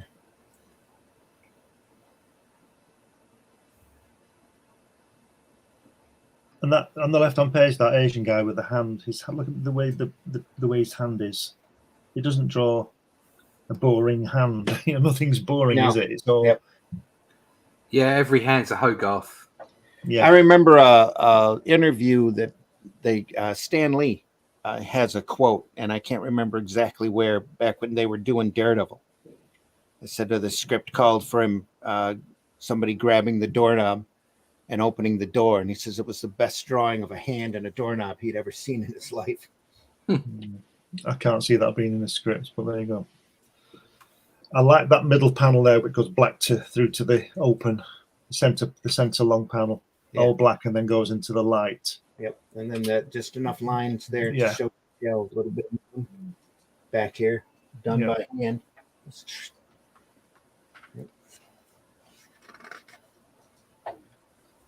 He draws real people, doesn't he? Yeah. You know, like you look at Kirby's Reed Richards, and you never think Reed's real, but these people are real, aren't they? Yeah, well, they all have shadow and weight. That's right. Yeah, the shading and everything. Yeah, just knowing enough what to draw enough. Left that open. I think you're right, Randy. And when you said, I think what he does, he approaches it with an empty page and just draws on the page, and then he puts his panel borders in. Yeah. Why not? That's how I hear he worked. So right. Because your gutters here sometimes they vary. Yeah. Pretty hard. I mean, look at that drawing of the dog. You know, it's just fabulous, isn't it? Yeah. Yep. Oh, coming next month from IDW, artist edition of Walt Simonson's Fantastic Four. There you go. Oh. That's because Walt kept all of his artwork. Look at the tone difference here. Solids to more open, more grayed out line work. off of the TV screen. Just beautiful shot here. You don't see And those because of that, you instantly know very it's often. from the TV screen. Yeah. It's just so clever. Yeah. The musculature of the dog reminds me of my late uncle. Why was he a dog? No, the way that he did. My uncle was a sculptor, did wood pieces. Oh, right. Carving, I guess, wood carving. And he was just Wow. brilliant, fantastic, what he did with the muscles. But this drawing here, this reminds me of some of the great old 50s adventure strips that you'd see every once in a while. You'd catch a Sunday page that was this detailed from Williamson or Alex Raymond doing Secret Agent X9, something like that, just beautifully rendered here. You don't need ink on this. It works so well, and it's shot so dark and drawn so darkly that it's just an amazing panel right there. This guy in the back working. When I was growing up, we had this wooden statue of polar bears in my grandmother's living room. It was like about 2 foot tall, and very similar kind of style of quality to the dog. Wow.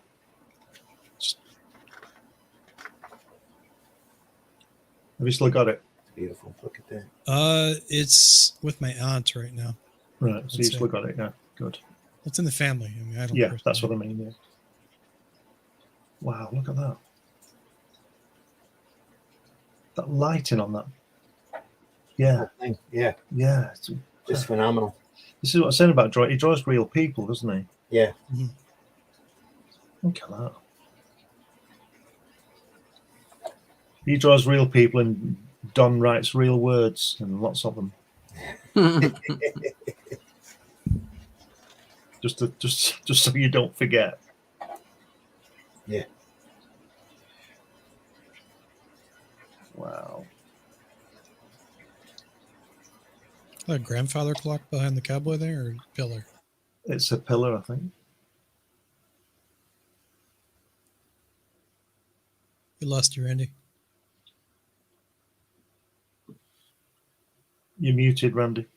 You've muted yourself. Yeah, because you don't want to hear me blowing my nose. All right. Right. Okay. Get the fish on. Look at that.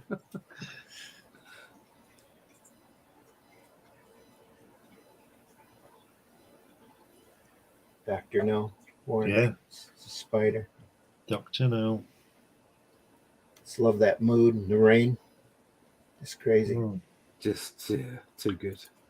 That reminds me of probably the only piece I've seen of Tomb of Dracula, that top left panel, what you just pointed out. That kind of shading and atmosphere that he creates. We'll have to look at. I seem to remember there was a Dracula piece similar to that. I don't know. Yeah. Let me get farther into my Marvel long boxes. I've got the whole run of Tomb of Dracula. Again, to what we were talking Plus about the earlier, essentials. there's so much more energy in this than in the Tomb of Dracula stuff because it was inked. Yeah. Yes. So it's still wonderful, but it's like there's nowhere near the delicacy of this. Yeah. It seems to be a different day that he's. I know I don't do it all on the same day, but it seems to be a lot different than the previous pages we're getting into now. Maybe several months later or something. Maybe got bored. Yeah. It could be. There was so much dialogue. If you got a full script from McGregor, he's like, well, we can't put a whole lot of pictures on that page, can we? So, there we go. But what a great, Is he getting a full script from McGregor on this, or is he? I am not positive. I imagine he did, though. Yeah, because I can't imagine you would. Look at that on the left-hand page there. And you've got a panel there with all that, where all that lettering is, haven't you? All that text is. Yeah. There could be a panel in there, and I would have thought that if you'd have been given the job to, again, horrible thing, but call it the Marvel way. Yeah. You would have put something in there. Yeah, you definitely would have. Yep. You wouldn't leave an empty space for 60,000 words of text. I figure he had the whole script. Yeah. So he knew to leave space open.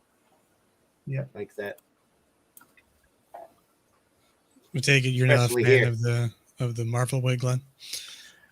It's not that I work that way. It's not, but it's not the Marvel way. Again, it's like other things. It's been stolen. The people were doing that long before certain people claimed it was the Marvel way. Mm-hmm. Everybody worked differently, but the main reason they worked the Marvel way was because Stan was scripting the things, and he couldn't sit there and type out an entire script and send it to. He didn't have time to do that because he didn't have one.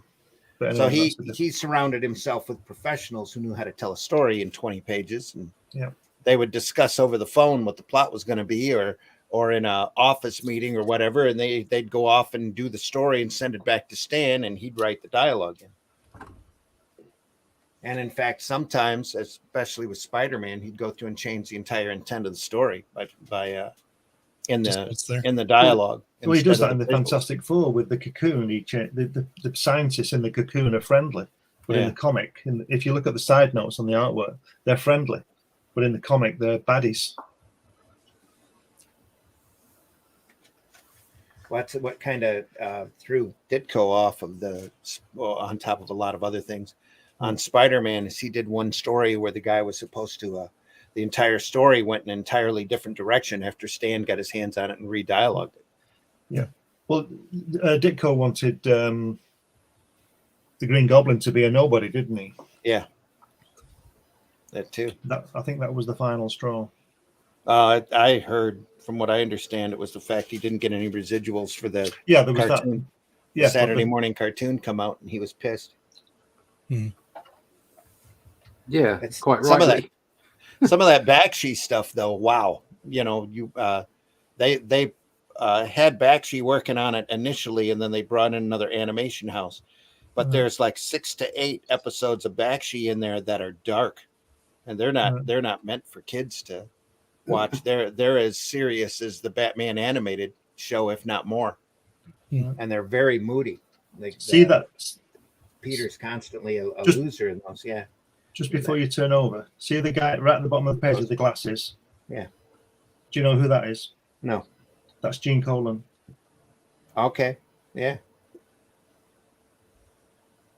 Yeah. Now that you mention it. I only saw him once. Never got his autograph. I saw him at a show one time. Right. Is that same special gun that he fired off with the... Yeah. It's a regular revolver. Well, no. It looks like it's got a different barrel on it. Yeah, so the grappling hook thing he stuck in the vampire? Yeah, could be. Yeah, it says he draws the Webley from Ulster on his back. Yeah, so it is but it's not. It doesn't look the same. No, it doesn't have that. This is more of a revolver that holds bullets. Yeah. But he was also drawing the other one for speed. I don't know if it's speed, but differently. Yeah. So maybe he just refined it here, or... So I don't know. I would say it's not the same gun. It should have a canister there for the web line, you would think. Yeah. Unless that's it here. That's probably it there. Maybe we could compare the two. You got both books. Want to take a look? It's not the same gun. It's not the same gun. Can't compare both of them without... let me see here. First one was definitely a grappling hook gun, much like Batman. Yeah. Yeah. Must be nice to take a look at both, just because. Because you can. This is the magic of YouTube. Yeah. Mm-hmm. Used to be the magic of cinema and the magic of television, but they're lost now. It's got a different. It's a new age now. Forget them. It's different. YouTube's time now. Oh yeah. But he's a rich playboy. Probably ain't nobody here striking. Not yet. Not yet. No. Stuff them, bloody adult pretenders. Not interested. Oh my god! I only got 8,000 quid for making an appearance in the show. It's just so awful. Oh, piss off. Sorry.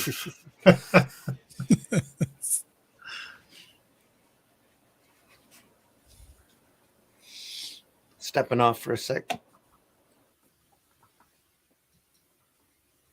Yeah, I think he seems to be losing something towards the end of this, doesn't he? Don't you think? His faces are great, but look at those dogs. The background on those dogs, that's cross-section. I think he's starting to lose interest. Yeah, Probably Is deadline. There's the gun again. I guess it Oh, does well, have that in that canister in the case, front. it wasn't drawn the same, but it is the same gun, so I defer to whiskey. Yeah, a lot of background dropped off here. yeah, It's still incredible. it is. Yeah, yeah. I wish I Look could at draw that this guy badly. with his head in his hands. Yeah. Wow.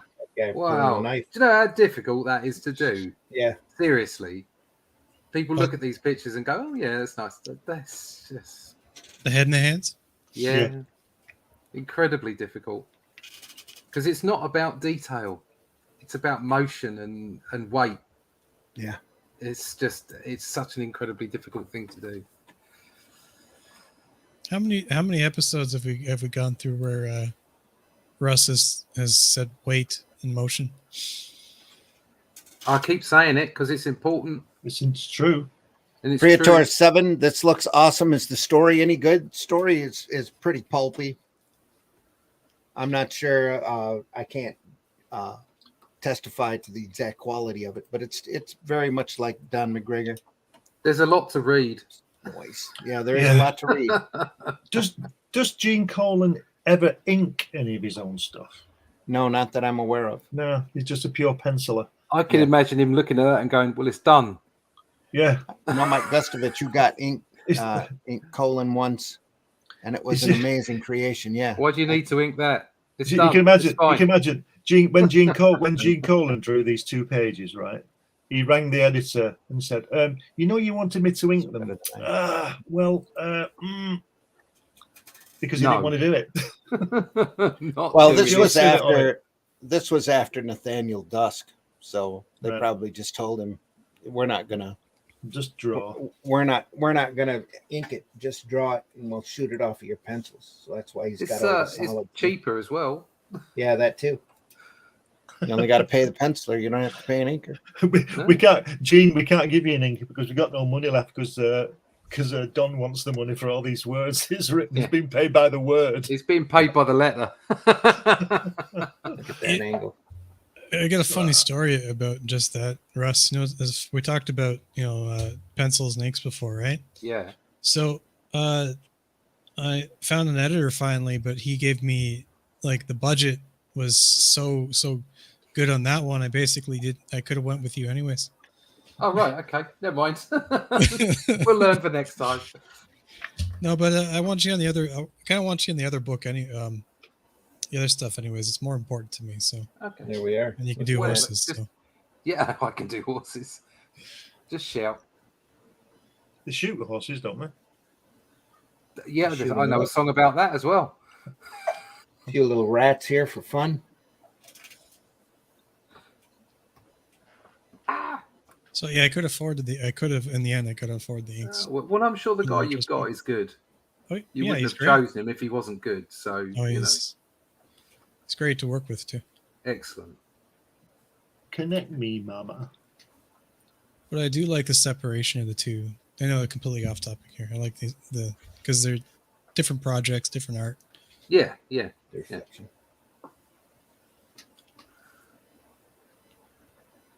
Wow. It doesn't look like wash, it looks like wash, but it isn't. It's all pencil. Damn. Sorry, go back again. Go back quickly.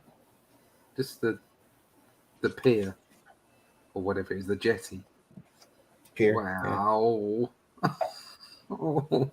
Wow. All of it's just so grisly and It is. It's harsh, isn't it? We're outside of the mainstream code stuff, and this is the pulpy material anyway. Was a lot more harsh, realistic. Only they didn't have the visuals. You had it. You read it. You had the visuals in your head. Here he is stabbing rats. like you do. Like you do. Wow. You've got to be quick. That's like Rocky chasing the chicken. Yeah. That's not an easy thing to do. Just take the glare off that page. Just press the page Yeah. down. Just Sorry. let the page come up, man. That's it. Oh wow. You ever heard, Yeah. Russ, you're a martial arts guy. You heard the story about the dude that was studying mantis kung fu, right?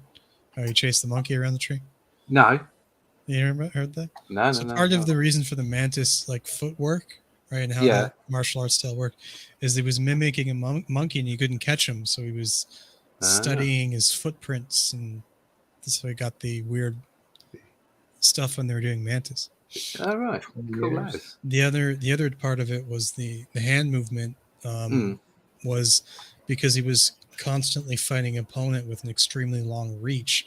He needed to get her, and he was basically poking a mantis one day with a stick, and then figured out that he could get around, like the mantis would get around and reach his finger around the stick. So that's the whole developed style was like he couldn't catch the monkey because it was agile, and then the way that he held his hands and his foot and his stance negated the reach, so the person with the longer reach couldn't get at him, and he was able to defeat him. So that's where the allegedly where mantis came from. Allegedly. Look at the tone work here. It's a story from my seafood. Right. Okay. Nice. Oh.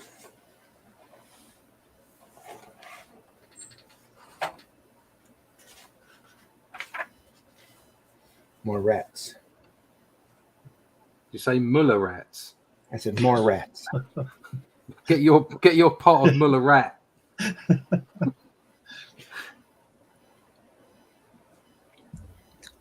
Again, wonderful movement there. Yeah. Just you can feel him swinging it like a baseball bat. Yeah. So he was protecting the baby by killing all the rats. Yeah. Would they not have just run away? They're vicious, man. I had a rat trapped in my bathroom once. Just climbed in through a window, and we spent rat burglar. So we're sleeping, right? Me and my fiance, we're passed out, and she's like, "There's something in the room." And I'm like, "No, there's nothing there." And then she wakes up screaming because the rat licked her arm. Oh. And then we chased it into the bathroom, and then was stuck in the bathroom and scared. So well, of course it was scared. It had two giants after it. Yeah, all it had done is come up and given her a little bit of a kiss. So we're attacking, like we're trying to get out of the bathroom, and it's like scared and like attacked her foot and grabbed under her boot because she put her in boots because it's a rat and she didn't want to walking barefoot. And it got more scared because she kicked it. So like trying to get out of the bathroom, I had a broom and it's coming at me, kind of like these photos here, and it, like jumped at my face, so I like speared it with the broom. Oh, I feel sorry for the rat. The rat just came in and gave her a kiss. Did you say "you dirty rat" when you did it? You dirty rat. No, it just freaked me out because it's just like it way more intense than you think it would be. And apparently, they aren't actually attacking your face; they're trying to jump over your shoulder because they can't see a way through your feet. Maybe that's the case. Anyways, they escaped downstairs, and we thought it, and we had the doors open. We thought we finally chased it outside. Yeah, and then we were looking for it, like just to make sure. And then there was this box, and we pick up this box, right? And we're like, "Is it went in the box?" And then we're like, "No, it didn't go in the box."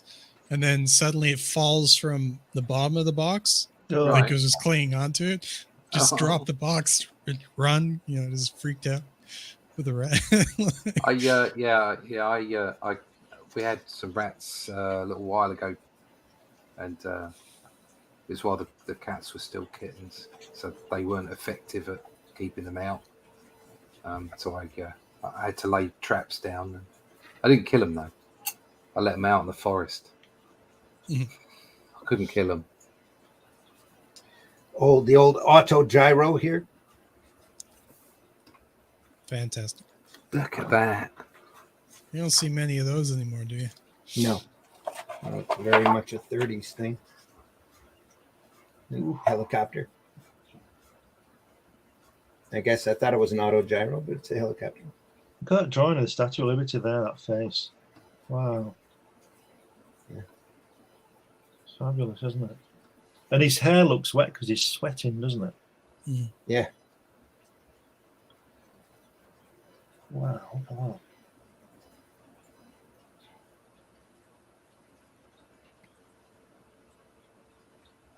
Auto gyros they're like topless, right? They don't have like a hood on them. They're just seats and a couple wheels. Yeah, there's depending upon the model. It's kind of a combination car and helicopter. Is like the thing that James Bond had? No, they used them a lot in the 30s, especially in the Pulp magazine. Right. Okay. The one that Shadow Bond had has one. it. Doc Savage had one. Mm-hmm. What? Just, Oh, it was a microlight that Bond had, wasn't it? The man with the golden gun, was it? Yeah. just Google it, Russ. You're No, right it was there. it was That's boring, though, isn't it? Goldfinger, wasn't it? Goldfinger. Okay, yeah, it might have been Goldfinger. That's Trouble boring. with googling it is your memory goes. I mean, you know, I'm close enough to being that old anyway. So Brosnan had the Brosnan Bond had a car that was a sub and flew, didn't he? No, Something like that. No. no, he had a car that could camouflage itself like the Predator. Okay. Roger And, Moore had a Roger car that Moore went in the had sea. the Lotus, didn't he? It was a white Yeah. Lotus. Yeah, I Okay. loved that when I was a kid. Yeah. God. Roger Moore. Oh, Know what to detail and when. yeah. That is. It's phenomenal. The guy at the bottom there looks like a statue the way he's on that plinth. Yeah. He must have sculpted it, eh, Whiskey? Hey. I understand what Whiskey's getting at because So do the I. way that I'm Colan, just pulling his leg. the way that Colan draws is just there has so much solidity to it. Look at that. You know, I hate to say it, I was just trying to figure out what the hell plinth meant. Plinth. Well, Google it. Google it. Yeah. If you look at that, I've actually my spirit has just been lifted. That drawing there, the Statue of Liberty, that hair piece she wears with the 7 prongs, that's wrong. It doesn't look like that at all. The spacing's wrong. The angle's wrong. Which meant that he's drawn the whole thing from memory, which is actually pretty impressive. Yeah. And he's also turned her into an African lady rather than Elvis Presley. That's just the Elvis shadow. Presley. That's If just you look at the shadow. Statue of Liberty, it looks like Elvis Presley, which is quite remarkable because it was made about 100 years before he was born. And by the French. About, well, say no more. Was it the French? Yep. Say no more. Some French guy, yeah. Some French guy. Just pulling my leg. A great shot. Wow. Wow.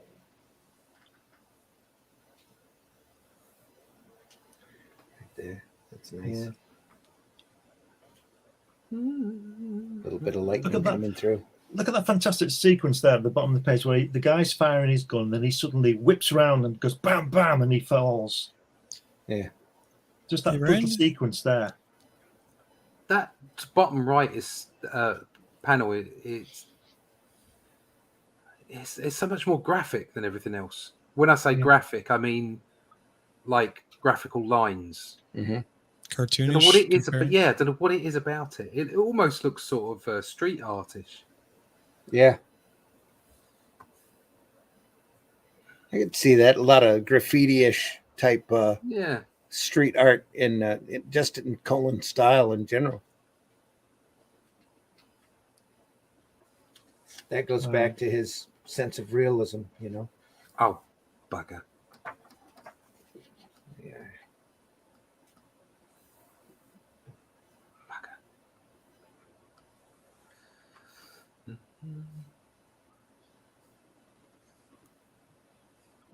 I love the way he, like on the girl there when she's firing the gun. There was a guy. There was like a Civil War kind of soldier a few pages back where you can see that she's doing the same. he's captured the moment where she's pushing. Imagine she's got the gun by the side of her head and she leans forward and then fires it. Yeah. Do you understand what I mean? There was a Civil War guy further back doing the same thing where you imagine he's putting his foot down firmly and firing his revolver. Yeah. The action of firing, not just pulling the trigger. Yes, he captures the exact moment of the most dramatic part of the movement, doesn't he? Yeah. Remember the topology there on the torch flame thing? Yeah. Yeah. On the bottom left. The skeletal structure there, yeah. I was marveling at this. Yeah. It's a great illustration right there, that one panel. You should just whacks him in the chops. Yeah. Bang.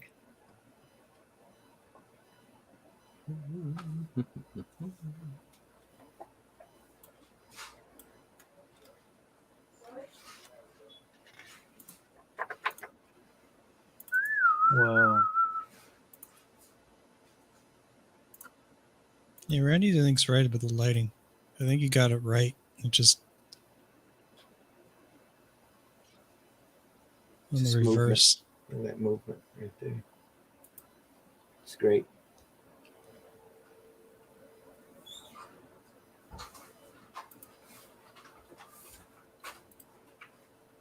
That bottom panel there on the left-hand page looks like a reprint of the previous one. That panel, we saw that panel earlier. This panel? Yeah. We saw it somewhere. Was it at the beginning of the story? I don't know. Yeah. It doesn't matter, but I just remember the boot with that light, that kind of marking on the boot. How much we got left? Not much. Because I'm going to go in 10 minutes. Yeah. Perfect 10. I think that's the climax there. Yep. Statue breaks off. Oops. Broke her arm. Well, it's a little glue would be fun. And then could you imagine the top left panel on that page there where they're in the reflection in the doorway? Imagine Vinnie Coletta's dilemma with that one. Oh. Vinny'd probably send the artwork back with the words "hard pass" written on it. Yeah, he'd have just put an outline around them. He'd have just rubbed it out. Yeah, I'm not drawing that. He'd either rubbed it out or done it solid black. Yep. Wow. Now that is a shocked face. Yeah. Great expression. And thumped everybody. Is he smacks him one? Is he thrown up or? No, he's just been smacked. No, he just smacked him in the jaw. Okay. Socked him in the jaw. I was immediately looking at the bottom. Yeah. I didn't even look at the top yet. Put up, socked him in the jaw. Put that into Google Translate. Smacked him in the gob. There you go. Smacked him. American to English. Went for a slip, there, bud. Oh no, that's like Akira. Spider. Yeah. Oh my god, the whole building's falling down. Excellent. What lovely book that was. What lovely. More art books from Vanguard. I do have the Nick Cardy book that we will definitely be looking at in a future Comics by Night. What a great book that was. Superb. Wow. You don't have any more of Colan stuff, do you? I do. I've got a bunch of it, but this is the stuff that I felt hardly nobody had seen. So yeah. Let's show this off. The Dracula stuff we talked about. I've got Howard the Duck that he had the end run on, probably a good 10 issues or so on. How the Daredevil material, Captain America. Yeah. I'm surprised you didn't Nathaniel say this. Dusk, Night Force. He did for 20 some issues. I'm surprised you didn't save this for October. Oh no, we've got some other stuff for October. Yeah. All right. We've got good stuff for October. Laughing Vic's maniacally. Vic's been in, by the way, in the chat. Vic's been in, and he's off now. But yeah, he had to take off a while back. Yeah. I posted that. While we were talking about rats at the time. Oh right, okay. Yeah. Rat. Folks, if you get a chance, you're at a show and you happen to see these old spider books like this, and you want to read some good old style I guess, rip snorting action stories. Definitely pick these up. You still see them every once in a while for a few bucks. It's reprints right from the Pulp magazine. Has Don McGregor written that? All of the old Pulp illustrations. It's long before McGregor. It's great. It's all words. It's all words. But they read incredibly well. They're incredibly fast reads as well. If you've never read any of this old Pulp material, the Shadow stuff, Doc Savage or Spider, I can't recommend it high enough. Just especially if you like that kind of story. Just great material. Want to thank everybody for watching today. We were looking over a couple of great old Spider books about 20 years ago, done by the great Gene Colan. So we hope you enjoyed it as much as we enjoyed looking at it. So, Russ, you want to tell folks where they can find you? You got something here to show? Yeah, this is the latest page. Here you go. There we are. Yeah. Latest page. Having that conversation in the study, and then there's a little bit of a memory panel or a history panel of a battle. Oh, look at that. Oh, no. I have to letter that. There's a good. I left you a space up here. Look. Yeah, that little space there. Sure. Yeah. Where's Don McGregor when you need him? Half of that detail's gonna go. You know that, right? Yeah, no, never just mind. Kidding. I can still sell the artwork. There we are.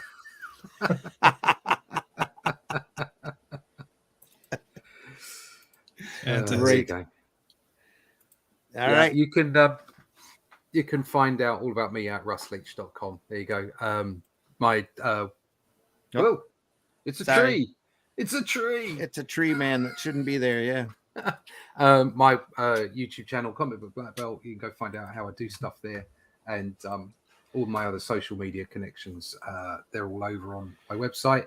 Also, if you could sign up to the email list so I could keep you informed about the artwork that I've just shown you and the books that are coming, and appearances and that kind of stuff. So you can find all that at russleach.com. Great stuff coming. It might take me a couple months just to letter the thing. I hope not. Whiskey. No, I was joking. Whiskey. Tell folks where they can find you. You can find me right here on the good old X, I guess what's called now, Bandit and Ricochet. And we do 3D models, and I'm working on a comic book. And if you need something made, like an action figure or a zombie or something like that, you can, send me a message and I'll get you hooked up. But that's it. Great. Glenn, tell folks how they can find you. You can find me on social media. You can find me on these podcasts. You can find me on Amazon with my book about my trip to see Jack Kirby. This is published by New Haven Publishing. You can go to their website and find other things there. And Russ is on there too. Yeah. You can also find me sometimes, but other people like Russ and Randy in this magazine I publish it's turning out to be every now and again, never mind bi-monthly. Mm-hmm. Issue 13 is almost complete. Will be available soon, but you can get that on Amazon. You can get all my books on Amazon, science fiction books, all kinds of things. And I keep saying this, I'll say it once more. This is coming very soon. This is Hatch, my cartoon character. This is the second book, and that will be coming out through, is it Vantage Press? I'm not sure, Russ, the children's New Haven. Phoenix, is it? Phoenix. That's it, Phoenix. But you go to New Haven Publishing, and you'll find New Haven Publishing. They have two imprints, Phoenix and Viking.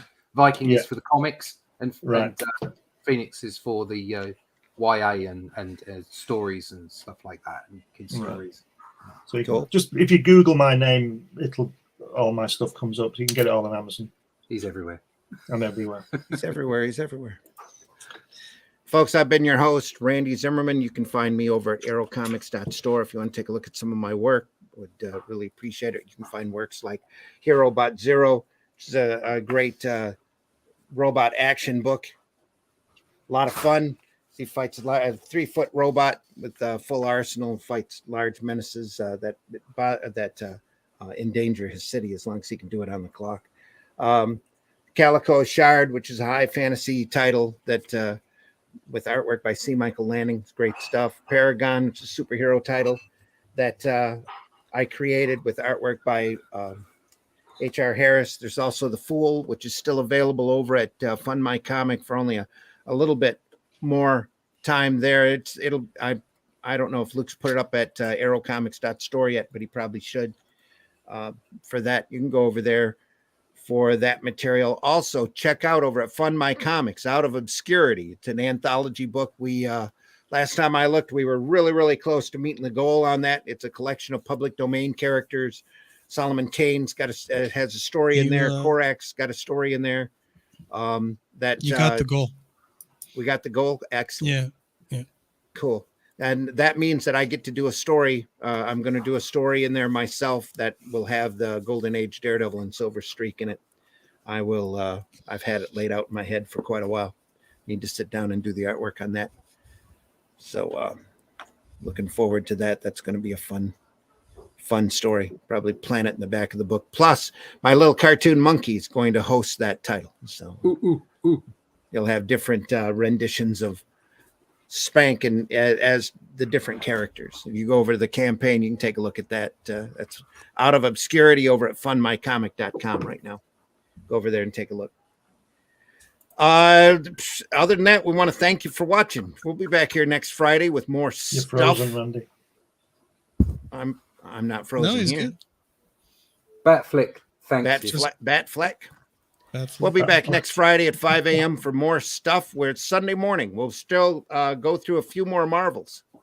Old Marvel comics, Oddball Comics, Wood God, Monarch, Starstalker, and some Marvel classics for sure. Don't know how many. Last week we got through an entire 8 titles. So yeah, we'll see. We'll see how far we get this week. Folks, I want to thank you very much. If there's a character or an artist out there that you want us to take a look at Comics by Night, leave a comment in the chat. Leave a comment on the YouTube channel. We are archived over at what is it? Comic Book Black Belt, Russ Leach. Yeah, Comic Book Black Belt. Comicbookblackbelt.com, the Randy Zim channel over on YouTube, but most of all over at the Indie Comics Network, indiecomicsnetwork.com, where you'll find a lot of other programming as well by a lot of other great people. Wide variety of stuff over there for you to watch and enjoy, hopefully. And if you like this, make sure you like and leave a comment in the on YouTube. So deeply appreciate you being here. Dan's in the house. It's a great show, friends. Nice to see you. Thanks for stopping by. And that's it. Get a chance, check out your local retailer, hit those comic conventions, look in those boxes that nobody else is looking in, because you never know what great stuff you're going to find there. There's so much great comics out there, folks. We're going to end up doing this show for years to come, just watching over stuff that I've collected over the years, let alone what these other folks have found in their travels as well. We'll have to do this one at some point. Yes, we will have to do that at some point. Although, Absolutely. no, I think I'll just flick through it. We don't want to go all the way through it. It'd take forever. There we are. Boom, done. 25 issues in a book. Yeah. It'd take a long time. Those essentials Marvel should have never stopped doing that stuff. No, and they could have gone. They could have gone earlier as far as that goes and dug into their 50s and 40s stuff in black and white. That would have been interesting. They could be making bank on them now. I don't care. Yeah. I think there's probably copyright issues. Oh no, that Marvel owns all that stuff. That's all Disney properties now. So. Right. Folks, wish you well. Take care. Have a great weekend. See you Sunday morning, 9 a.m. for Sunday Funnies. We'll be back here Friday at 5 a.m. once again for Comics by Night. Deeply appreciate you all for watching. If you enjoyed this program, tell a friend and spread the word. If you haven't liked and subscribed over at Indie Comics Network, even if you watch us on other platforms, definitely go over there, like and subscribe there. It's all good for the algorithm and to spread the comic love. Remember, hating ain't creating. Certainly isn't. So stop your trolling and get to work. Be like Hecklefish. Like Hecklefish. Yep. And leave this industry in better shape than what you found it, please. We'll see you soon. That's it done. See you, folks. Take care, everybody.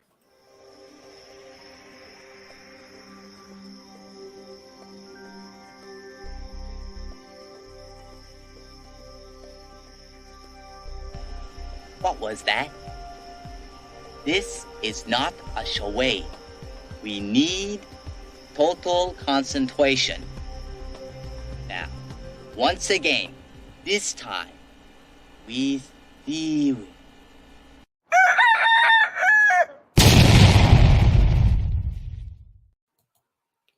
The views and opinions expressed within the video content found on the Indie Comics Network are those of the speakers and do not necessarily reflect the views or positions of the Indie Comics Network or its sponsors.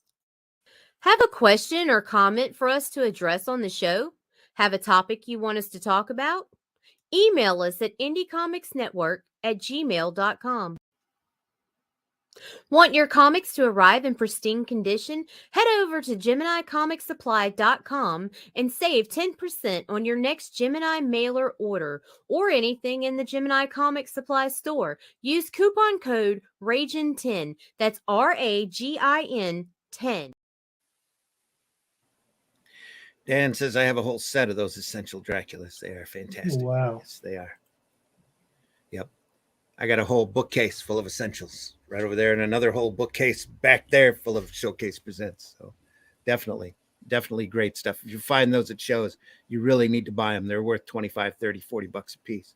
I wish I'd bought them when they came out, when I saw them on the shelf. Oh, it's just, I had to, just had Hey, to. Randy, did you kill the feed, or we're still live? We're still live, Whiskey Wise. There's something important you need to say? No, I was just curious if. Okay. I'm going out with this. See you folks. Oh, you silly, simple bastard.